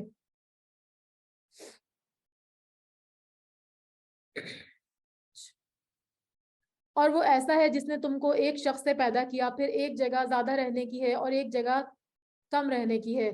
یعنی اس کی میں عربی پہلے پڑھوں. وَهُوَ الَّذِي أَنشَأَكُم مِّن نَّفْسٍ وَاحِدَةٍ فَمُسْتَقَرٌّ وَمُسْتَوْدَعٌ، یعنی ایک جو ہے وہ قرار کی جگہ اور ایک سونپے جانے کی جگہ ہے. یعنی اللہ تعالیٰ فرما رہے ہیں کہ وہ ایسا ہے جس نے تم کو ایک شخص سے پیدا کیا، پھر ایک جگہ زیادہ رہنے کی ہے اور ایک جگہ جو ہے وہ سونپے جانے کی ہے. بے شک ہم نے دلائل خوب کھول کھول کر بیان کر دیے ہیں ان لوگوں کے لیے جو سمجھ بوجھ رکھتے ہیں. تو یہاں پر اکثر مفسرین جو ہے وہ مستقر سے مراد ماں کا پیٹ لیتے ہیں کیونکہ بچہ وہاں پہ ٹھہرا ہوتا ہے نا، اور مستودع سے مراد جو ہے وہ یہ جو قبر ہوتی ہے نا جس میں مرنے کے بعد اس کو ڈالا جاتا ہے. تو اس کی کوئی بھی میننگ ہو سکتے ہیں. تو اللہ تعالیٰ نے یہ ٹھکانے بنائے ان لوگوں کے لیے جو دلائل کو سمجھنے والے ہیں.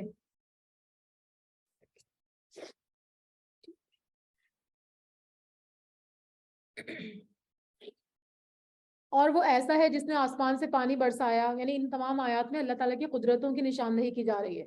اس نے آسمان سے پانی برسایا، پھر اس کے ذریعے ہر قسم کے نباتات کو نکالا. تو یہ اللہ تعالیٰ کی ایک بہت ہی زبردست اور عجیب کاریگری کا بیان ہو رہا ہے، یعنی بارش کا پانی جس سے وہ ہر قسم کے درخت پیدا فرماتا ہے. اور آپ کو معلوم ہے وحی الہی کو بھی بارش سے تعبیر کیا گیا. جس طرح سے مردہ زمین پہ بارش پڑتی ہے تو ادھر سے زمین میں سے پودے نکل کر لہلہانے لگتے ہیں، اسی طرح سے جن مردہ دلوں پر قرآن کی وحی نازل ہوتی ہے، قرآن کے آیات نازل ہوتی ہیں یا وہ قرآن کو پڑھتے ہیں، غور و فکر کرتے ہیں، تو ان کے دل بھی پھر بالکل شاداب اور پربہار ہو جاتے ہیں. پھر ہم نے اس سے ایک سبز شاخ نکالی، یعنی سبز شاخ اور کونپلے ہیں جو زمین میں دبے ہوئے دانے سے اللہ تعالیٰ اوپر ظاہر فرما دیتا ہے، اور پھر اس سے پورا درخت نکلتا ہے کہ اس سے اوپر تلے دانے چڑھتے ہوئے نکالتے ہیں. یعنی پھر ان سبز شاخوں کے اوپر اور دانے نکلتے ہیں، جیسے گندم کی اور چاول کی بالیاں ہوتی ہیں تو ایک ایک بالی کے اندر کئی کئی دانے ہوتے ہیں. اور کھجور کے درختوں سے، یعنی ان کے گچھے سے خوشے ہیں جو نیچے کو لٹکے جاتے ہیں. قنوان جو ہے وہ قنو کی جمع ہے، اس کا مطلب ہے خوشے، اور تلا کا مطلب ہوتا ہے وہ شروع کا جو بالکل ابتدائی کھجور کا پھل ہوتا ہے نا، اس کو کہتے ہیں، اور پھر وہ بعد میں بڑھ کے خوشہ بنتا ہے اور پھر رطب کی شکل اختیار کر لیتا ہے. اور دانیہ سے مراد وہ خوشے ہیں جو قریب قریب ہوتے ہیں اور جھکے ہوئے ہوتے ہیں.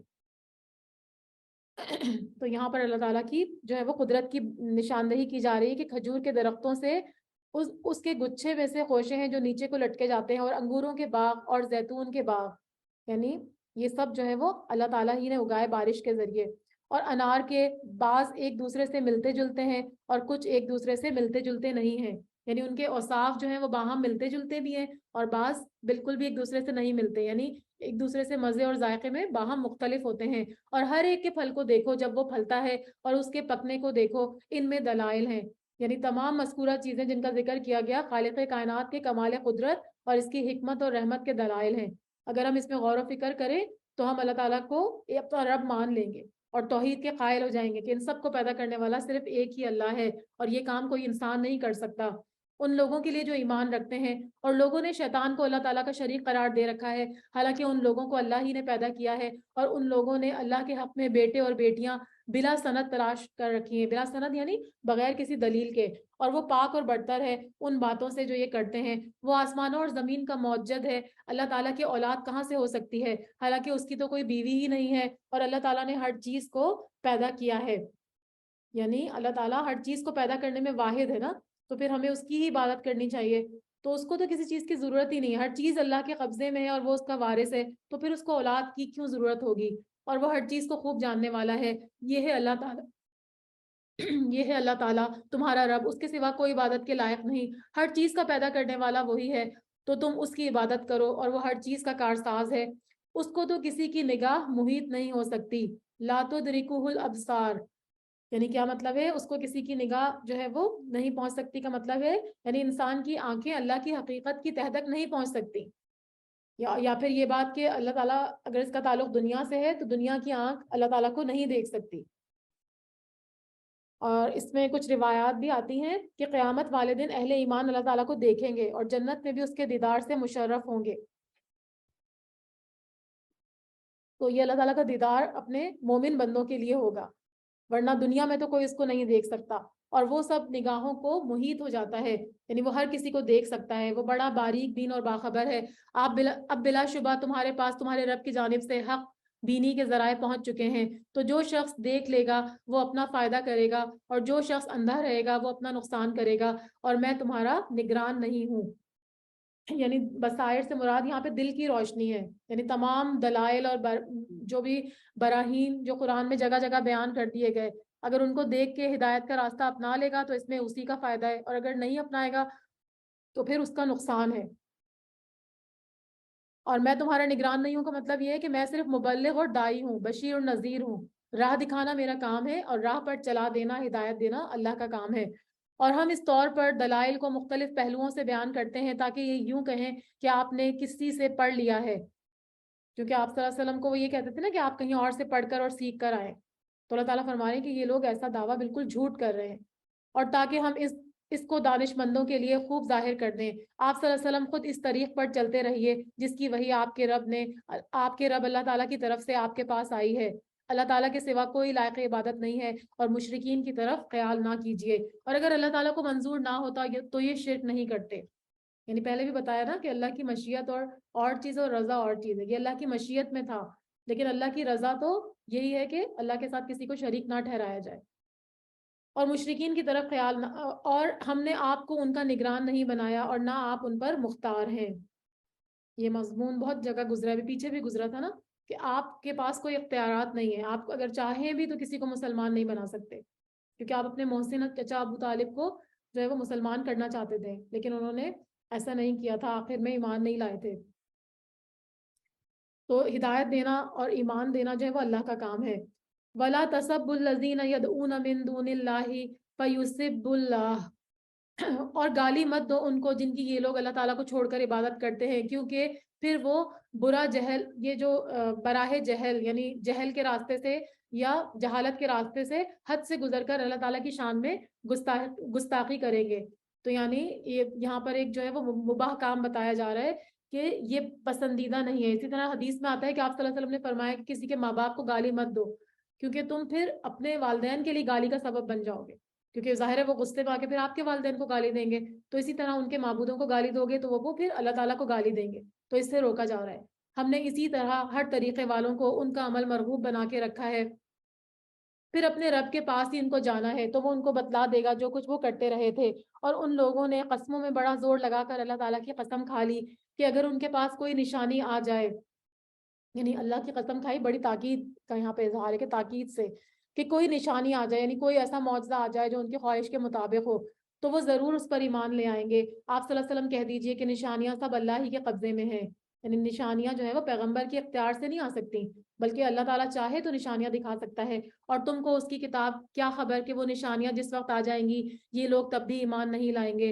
وَنُقَلِّبُ أَفْئِدَتَهُمْ وَأَبْصَارَهُمْ كَمَا لَمْ يُؤْمِنُوا بِهِ أَوَّلَ مَرَّةٍ وَنَذَرُهُمْ فِي طُغْيَانِهِمْ يَعْمَهُونَ، اور ہم بھی ان کے دلوں کو اور ان کی نگاہوں کو پھیر دیں گے جیسا کہ یہ لوگ اس پر پہلی دفعہ ایمان نہیں لائے تھے، اور ہم ان کو سرکشی میں حیران کر دیں گے۔ وَلَوْ أَنَّنَا نَزَّلْنَا إِلَيْهِمُ الْمَلَائِكَةَ وَكَلَّمَهُمُ الْمَوْتَى وَحَشَرْنَا عَلَيْهِمْ كُلَّ شَيْءٍ قَبْلَ مَا كَانُوا لِيُؤْمِنُوا إِلَّا أَن يَشَاءَ اللَّهُ وَلَكِنَّ أَكْثَرَهُمْ يَجْهَلُونَ۔ اور اگر ہم ان کے پاس فرشتوں کو بھیج دیتے، کیونکہ وہ بار بار مطالبہ کرتے تھے نا کہ فرشتے ہمارے پاس آئیں، اور ان سے مردے بھی باتیں کرنے لگ جاتے، یعنی یہ کرنے کے بعد پھر وہ محمد صلی اللہ علیہ وسلم کی رسالت کی تصدیق کرتے، اور ہم تمام موجودات کو ان کے پاس ان کی آنکھوں کے روبرو جمع کر دیتے، یعنی جو نشانیاں وہ طلب کر رہے ہیں وہ ساری کی ساری ان کے روبرو پیش کر دیتے، تب بھی یہ لوگ ہرگز ایمان نہیں لاتے۔ ہاں اگر اللہ تعالیٰ ہی چاہے تو اور بات ہے، لیکن ان میں سے زیادہ تر لوگ جہالت کی باتیں کرتے ہیں، یعنی ان کی جہالت کی باتیں یہی تھیں کہ وہ حق کو قبول کرنے سے انکار کرتے تھے۔ تو جب تک ان کا جہالت کا پردہ نہیں اٹھے گا تو ان کو حق کی بات جو ہے وہ سمجھ میں نہیں آئے گی، چاہے کتنے بھی معجزے ان کو کیوں نہ دکھا دیے جائیں۔ اور اسی طرح ہم نے ہر نبی کے دشمن بہت سے شیطان پیدا کیے، اور کچھ آدمی اور کچھ جن یعنی آپ صلی اللہ علیہ وسلم کو تسلی دی جا رہی ہے کہ آپ سے پہلے جتنے بھی انبیاء گزرے ان کی تکذیب کی گئی، تو پھر انہوں نے مختلف لوگوں نے، انسانوں نے، جنوں نے، ہر ایک نے جو ہے وہ ان کو کیا، ان کی جو ہے ان کو اذیتیں پہنچائیں، تکذیب کی، لیکن انہوں نے صبر اور حوصلے سے کام لیا۔ تو اس آیت میں آپ کو بھی صبر کی تلقین ابھی کی جائے گی۔ فرمایا کہ کچھ آدمی تھے اور کچھ جن تھے، جن میں سے بعضوں کو چکنی چپڑی باتوں کا وسوسہ ڈالتے تھے تاکہ ان کو دھوکے میں ڈال دیں، یعنی وہی جو ہے نا خفیہ بات کو کہتے ہیں۔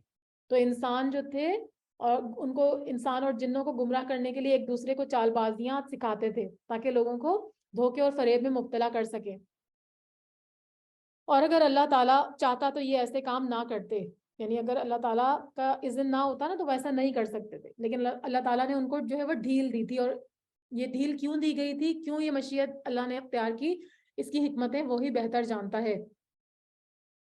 تو ان لوگوں کو اور جو کچھ یہ جھوٹ بول رہے ہیں ان سب کو آپ رہنے دیجئے، اور تاکہ اس کی طرف ان لوگوں کے قلوب مائل ہو جائیں جو آخرت پر یقین نہیں رکھتے، اور تاکہ اس کو پسند کر لیں، اور تاکہ مرتکب ہو جائیں ان امور کے جس کے یہ مرتکب ہوئے ہیں، یعنی شیطانی وسوسوں کا وہی لوگ شکار ہوتے ہیں جن کو وہ پسند کرتے ہیں اور اس کے مطابق عمل کرتے ہیں اور آخرت پر ایمان نہیں رکھتے۔ تو حقیقت کیا ہے کہ جس حساب سے لوگوں کے اندر عقیدہ آخرت کے بارے میں کمزوری پیدا ہو رہی ہے، اسی طرح سے لوگ جو ہے وہ شیطانی جال میں پھنس رہے ہیں۔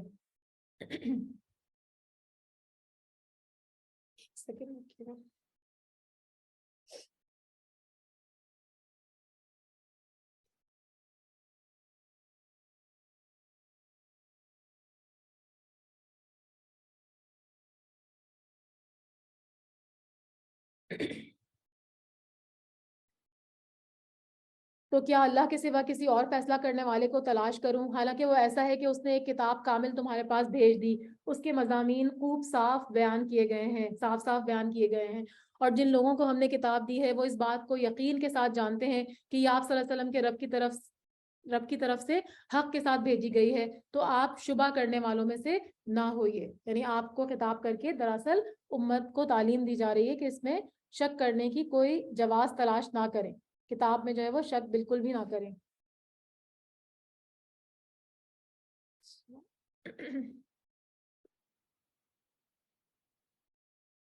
سو آپ صلی اللہ علیہ وسلم کے رب کا کلام سچائی اور انصاف کے اعتبار سے کامل ہے، اس کے کلام کو کوئی بدلنے والا نہیں ہے، اور وہ خوب سننے والا اور خوب جاننے والا ہے۔ اور دنیا میں زیادہ لوگ ایسے ہیں کہ اگر آپ صلی اللہ علیہ وسلم ان کا کہنا ماننے لگیں تو وہ آپ صلی اللہ علیہ وسلم کو اللہ کی راہ سے بے راہ کر دیں گے، اور وہ محض بے اصل خیالات پر چلتے ہیں اور بالکل گمان کی یا قیاسی باتیں کرتے ہیں۔ یعنی قرآن کی اس بیان کردہ حقیقت کا جو ہے وہ یہ مشاہدہ ہم کر سکتے ہیں ہر دور میں، کہ سورہ یوسف میں بھی اللہ تعالیٰ فرماتے ہیں کہ آپ کی خواہش کے باوجود اکثر لوگ ایمان لانے والے نہیں ہیں۔ تو اس سے کیا معلوم ہوتا ہے کہ حق اور صداقت کے راستے پر چلنے والے لوگ ہمیشہ تھوڑے سے ہوتے ہیں، یعنی حق اور باطل کا معیار دلائل ہے، ٹھیک ہے؟ تو لوگوں کی اکثریت جو ہے نا دلائل پہ بات نہیں کرتی، بلکہ وہ بلا وجہ کی بحث میں پڑ جاتے ہیں۔ آپ صلی اللہ علیہ وسلم کی حدیث میں آتا ہے کہ آپ صلی اللہ علیہ وسلم نے فرمایا کہ میری امت 73 فرقوں میں 73 یعنی 73، اور جن میں سے ایک فرقہ جنتی ہوگا، باقی سب جہنمی ہوں گے۔ تو اس جنتی فرقے کی نشانیاں آپ صلی اللہ علیہ وسلم نے بیان کی، جو میرے اور میرے صحابہ کے رستے پر چلنے والے ہوں گے۔ اللہ تعالیٰ ہمیں نبی اکرم صلی اللہ علیہ وسلم اور ان کے صحابہ کے رستے پہ چلنے والا بنائے، آمین یا رب العالمین۔ اور دنیا میں ایسے لوگ بھی ہیں جو اگر آپ ان کا کہنا ماننے لگیں تو وہ آپ کو اللہ کی راہ سے بے راہ کر دیں گے، اور وہ محض بے اصل خیالات پر چلتے ہیں اور بالکل قیاسی باتیں کرتے ہیں۔ بالیقین آپ کا رب آپ ان کو خوب جانتا ہے جو اس کی راہ سے بے راہ ہو جاتے ہیں، اور ان کو بھی خوب جانتا ہے جو اس کی راہ پر چلتے ہیں۔ سو جس جانور پر اللہ تعالیٰ کا نام لیا جائے اس میں سے کھاؤ اگر تم اس کے احکام پر عمل کرنے والے ہو۔ یعنی ذبح کرتے وقت، نہر کرتے وقت اللہ کا نام لیا جائے تو اس کو کھانا جو ہے وہ جائز ہے، یعنی اللہ اکبر کہہ کے اس کو ذبح کیا جائے۔ اور آخر کیا وجہ ہے کہ تم ایسے جانوروں میں سے نہیں کھاؤ گے جس پر اللہ کا نام لیا گیا ہو، حالانکہ اللہ تعالیٰ نے ان سب جانوروں کی تفصیل بتا دی جن کو تم پر حرام کیا گیا تھا۔ پیچھے ہم نے پڑھی تھی نا، اس کے علاوہ اور بھی صورتوں میں جو ہے وہ محرمات کی تفصیل آ گئی، باقی سب چیزیں جو تھیں وہ حلال تھیں، مگر وہ بھی جب تم کو سخت ضرورت پڑ جائے تو حلال ہے، یعنی اس میں سے بھی تھوڑا سا لقمہ کھا سکتے ہیں جان بچانے کے لیے حرام میں سے بھی۔ اور یہ یقینی بات ہے کہ بہت سے آدمی اپنے خیالات پر بلا کسی سند کے گمراہ کرتے ہیں، اس میں کوئی شبہ نہیں ہے، اللہ تعالیٰ حد سے نکل جانے والوں کو خوب جانتا ہے۔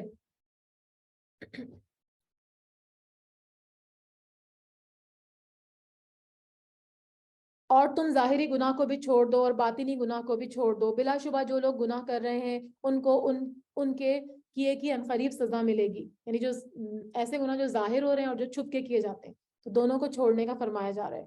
اور ایسے جانوروں میں سے مت کھاؤ جن پر اللہ کا نام نہ لیا گیا ہو، اور یہ کام نافرمانی کا ہے، یعنی اللہ کا نام اگر نہیں لیا جائے گا تو پھر ایسا کھانا جو ہے وہ نافرمانی کے زمرے میں شمار ہوگا۔ اور یقیناً شیاطین اپنے دوستوں کے دل میں وسوسے ڈالتے ہیں کہ تم سے جدال کریں، یعنی جھگڑا کریں، یعنی شیطان نے اپنے ساتھیوں کے ذریعے یہ بات پھیلائی تھی نا کہ یہ مسلمان اللہ کے ذبح کیے ہوئے جانور کو تو حرام کہتے ہیں اور اپنے ہاتھ سے ذبح شدہ جانور کو حلال قرار دیتے ہیں، یعنی جو خود سے ہلاک ہو گیا تو اس کو یہ لوگ کہتے ہیں کہ یہ حرام ہے، مردہ یعنی مردہ کو، اور اپنے ہاتھ سے جو کرتے ہیں اس کو حلال کہتے ہیں، اور یہ دعویٰ کرتے ہیں کہ ہم اللہ کو ماننے والے ہیں۔ تو اللہ تعالیٰ فرما رہے ہیں کہ شیطان اور اس کے دوستوں کے وسوسوں کے پیچھے مت لگو۔ جو جانور مردہ ہے یعنی بغیر ذبح کیے مر گیا تو پھر اس پر اللہ کا نام بھی نہیں لیا گیا، اس لیے اس کا کھانا حلال نہیں ہے۔ تو جو اللہ نے حلال حرام بتا دیے ہمیں اسی پر عمل کرنا ہے۔ اگر تم ان لوگوں کی اطاعت کرنے لگو گے تو یقیناً تم سب مشرک ہو جاؤ گے۔ ایسا شخص جو پہلے مردہ تھا پھر ہم نے اس کو زندہ کیا اور ہم نے اس کو ایک ایسا نور دے دیا وہ اس کو لیے ہوئے آدمیوں میں چلتا پھرتا ہے، کیا ایسا شخص اس شخص کی طرح ہو سکتا ہے جو تاریکیوں سے نکل ہی نہیں پاتا؟ یعنی یہاں پر جو ہے وہ کافر کو مردہ سے اور مومن کو زندہ سے جو ہے وہ تشبیہ دی جا رہی ہے۔ کافر جو ہے وہ کفر و ضلالت کی تاریکیوں میں بھٹکتا رہتا ہے، اس سے نکل ہی نہیں پاتا، تو اس کی نتیجہ کیا ہوتا ہے کہ ہلاکت اور بربادی ہوتی ہے، اور مومن کے دل کو اللہ تعالیٰ ایمان کے ذریعے زندہ کر دیتا ہے، تو اس کی زندگی کی راہیں روشن ہو جاتی ہیں اور وہ ایمان اور ہدایت کے راستے پر گامزن ہو جاتا ہے، اور اس کے نتیجے میں پھر اس کو کامرانی اور کامیابی ملتی ہے۔ تو یہ دونوں برابر نہیں ہو سکتے۔ اسی طرح کافروں کو ان کے اعمال خوشنما معلوم ہوتے ہیں، کیونکہ شیطان ان کو اچھے اعمال کر کے مزین کر کے دکھاتا تھا نا، تو ان کو خوشنما لگتے تھے۔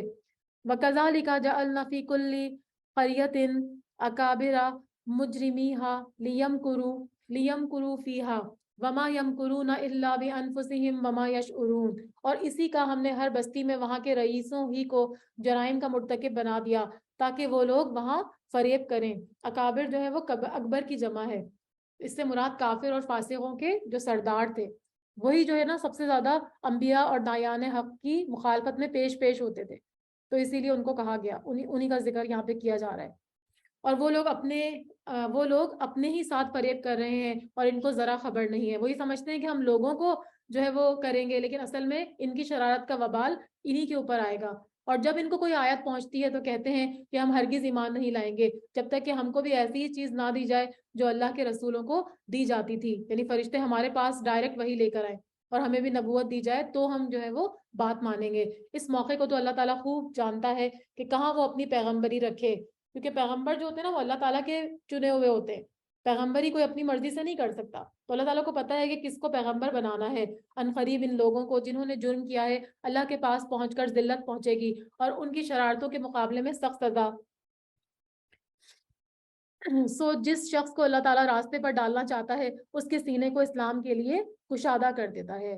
فَمَن يُرِدِ اللَّهُ أَن يَهْدِيَهُ یشرح صدرہ للاسلام، یشرح کا مطلب ہوتا ہے کھول دیتا ہے، اس کا سینہ جو ہے نا وہ اسلام کے لیے کشادہ کر دیتا ہے، کھول دیتا ہے، اور جس کو بے راہ رکھنا چاہتا ہے اس کے سینے کو تنگ کر دیتا ہے جیسے کوئی آسمان میں چڑھتا ہے، کیونکہ جب بلندی کی طرف جاتے ہیں نا تو پھر آپ کو آکسیجن کم ملنے لگتی ہے تو سانس جیسے گھٹنے لگتی ہے نا، تو اس طرح سے جن لوگوں کا دل تنگ ہو جاتا ہے نا تو وہ لوگ پھر وہ بے راہ ہی رہتے ہیں کیونکہ وہ حق کو ماننا ہی نہیں چاہتے، تو اللہ تعالیٰ انہی لوگوں کا سینہ کھولتا ہے اسلام کے لیے جو حق کو لینا چاہتے ہیں، اللہ کی راہ پہ آنا چاہتے ہیں۔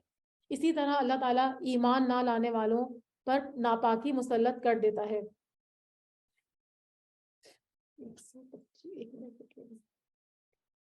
ہاں اچھا، ہدایت کے بارے میں آتا ہے کہ ہدایت دو طرح کی ہوتی ہے، ایک ہدایت ارشاد ہوتی ہے اور ایک ہدایت توفیقی ہوتی ہے۔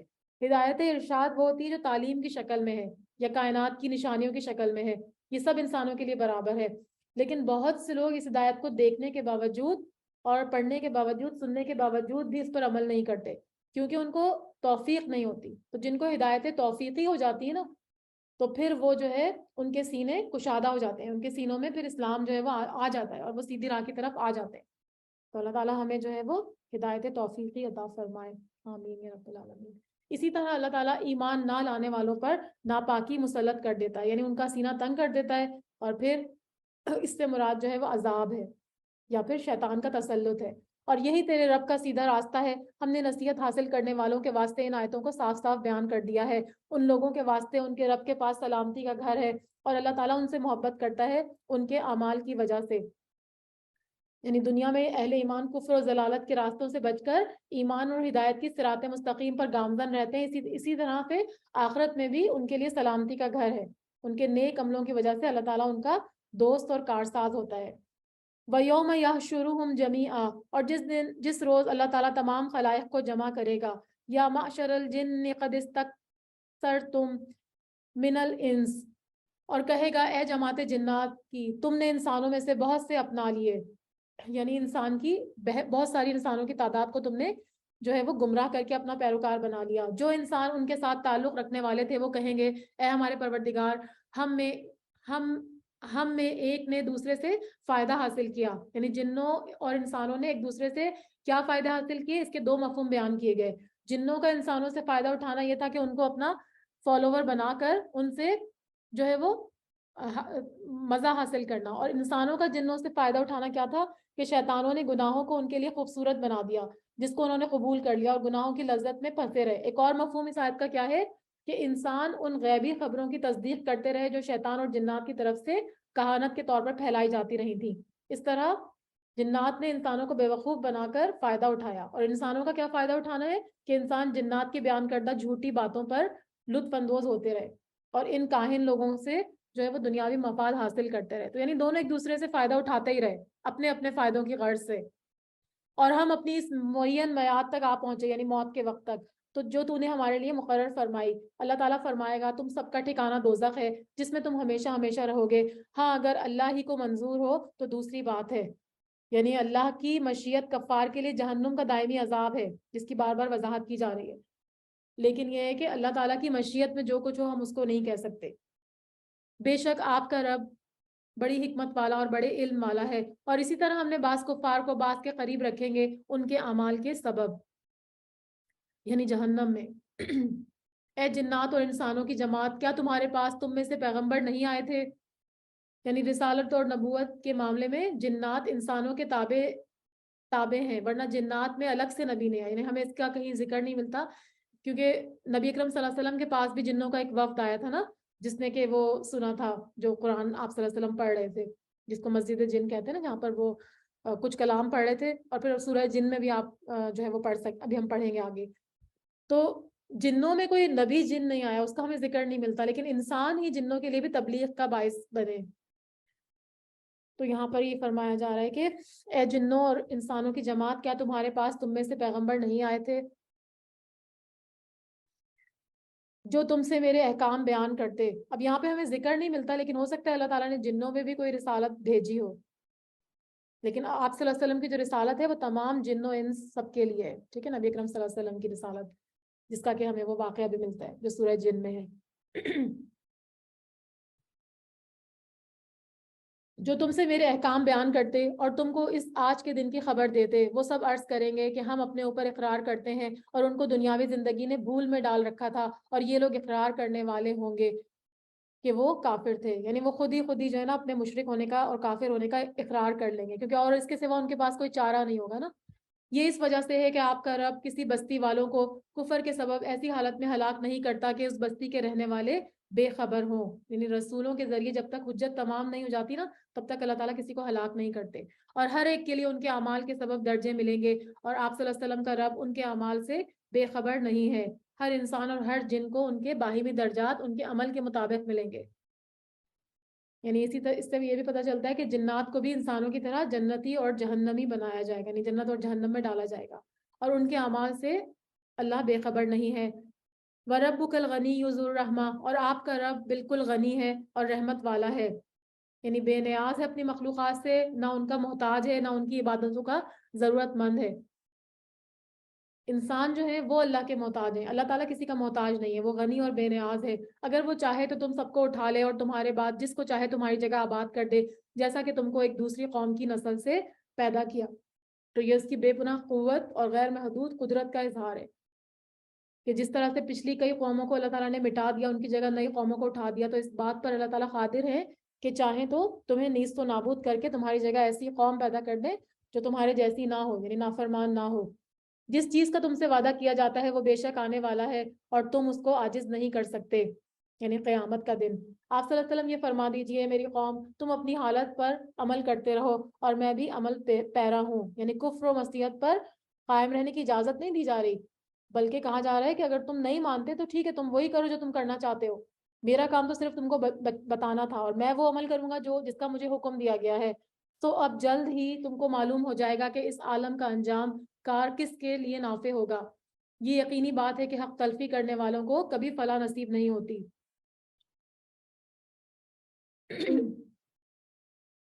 اور اللہ تعالیٰ نے جو کھیتی اور مواشی پیدا کیے ہیں ان لوگوں نے ان میں سے کچھ حصہ اللہ کا مقرر کیا ہے، اور بزام خود کہتے ہیں کہ یہ تو اللہ کا ہے اور ہمارے معبودوں کا ہے. یعنی اس آیت میں مشرکوں کے ایک اور عقیدے کا نمونہ بتایا جا رہا ہے کہ انہوں نے خود سے گھڑا ہوا تھا کہ زمینی پیداوار اور مال مویشیوں میں سے کچھ حصہ اللہ کے لیے اور کچھ اپنے خود ساختہ معبودوں کے لیے مقرر کرتے تھے. اللہ کے حصے کو مہمانوں، فقراء اور صلہ رحمی پر خرچ کرتے، اور بتوں کے حصوں کو بتوں کے جو مجاور ہوتے تھے نا ان کی ضروریات پر خرچ کرتے تھے. اور اگر بتوں کے حصے میں کوئی کمی ہو جاتی، کوئی پیداوار نہیں ہوتی، تو پھر وہ کیا کرتے اللہ کے حصے میں سے نکال کر اس میں شامل کر لیتے، اور اگر اس کے برعکس معاملہ ہوتا تو بتوں کے حصے میں سے نہیں نکالتے اور کہتے کہ اللہ تعالیٰ تو غنی ہے، اس کو کسی چیز کی ضرورت نہیں ہے. تو ان کے اس عمل کی وجہ سے یہاں پر اس آیت میں اس کا تذکرہ کیا گیا. اور جو چیز اللہ کی ہوتی ہے وہ ان کے معبودوں کی طرف پہنچ جاتی ہے. یعنی اگر بتوں کے مقررہ کردہ حصے میں کمی ہو جاتی تو اللہ کے مقرر کردہ حصوں سے لے کر ان کی ضروریات پر خرچ کر لیتے جو ان کے مجاور وغیرہ ہوتے تھے. کیا برا فیصلہ وہ کرتے ہیں. اور اسی طرح بہت سے مشرکین کے خیال میں ان کے معبودوں نے ان کی اولاد کے قتل کو مستحسن بنا رکھا ہے تاکہ وہ ان کو برباد کر دیں. یعنی بچوں کو جو وہ زندہ درگور کرتے تھے نا، بچیوں کو، یا بتوں کی بھینٹ چڑھاتے تھے، اس کا یہاں پہ ذکر ہو رہا ہے، تاکہ وہ ان کو برباد کر دیں اور تاکہ ان کے دین کو ان پر مشتبہ کر دیں، یعنی شرک کی آمیزش کر دیں. اور اگر اللہ کو منظور ہوتا تو یہ ایسا کام نہیں کرتے.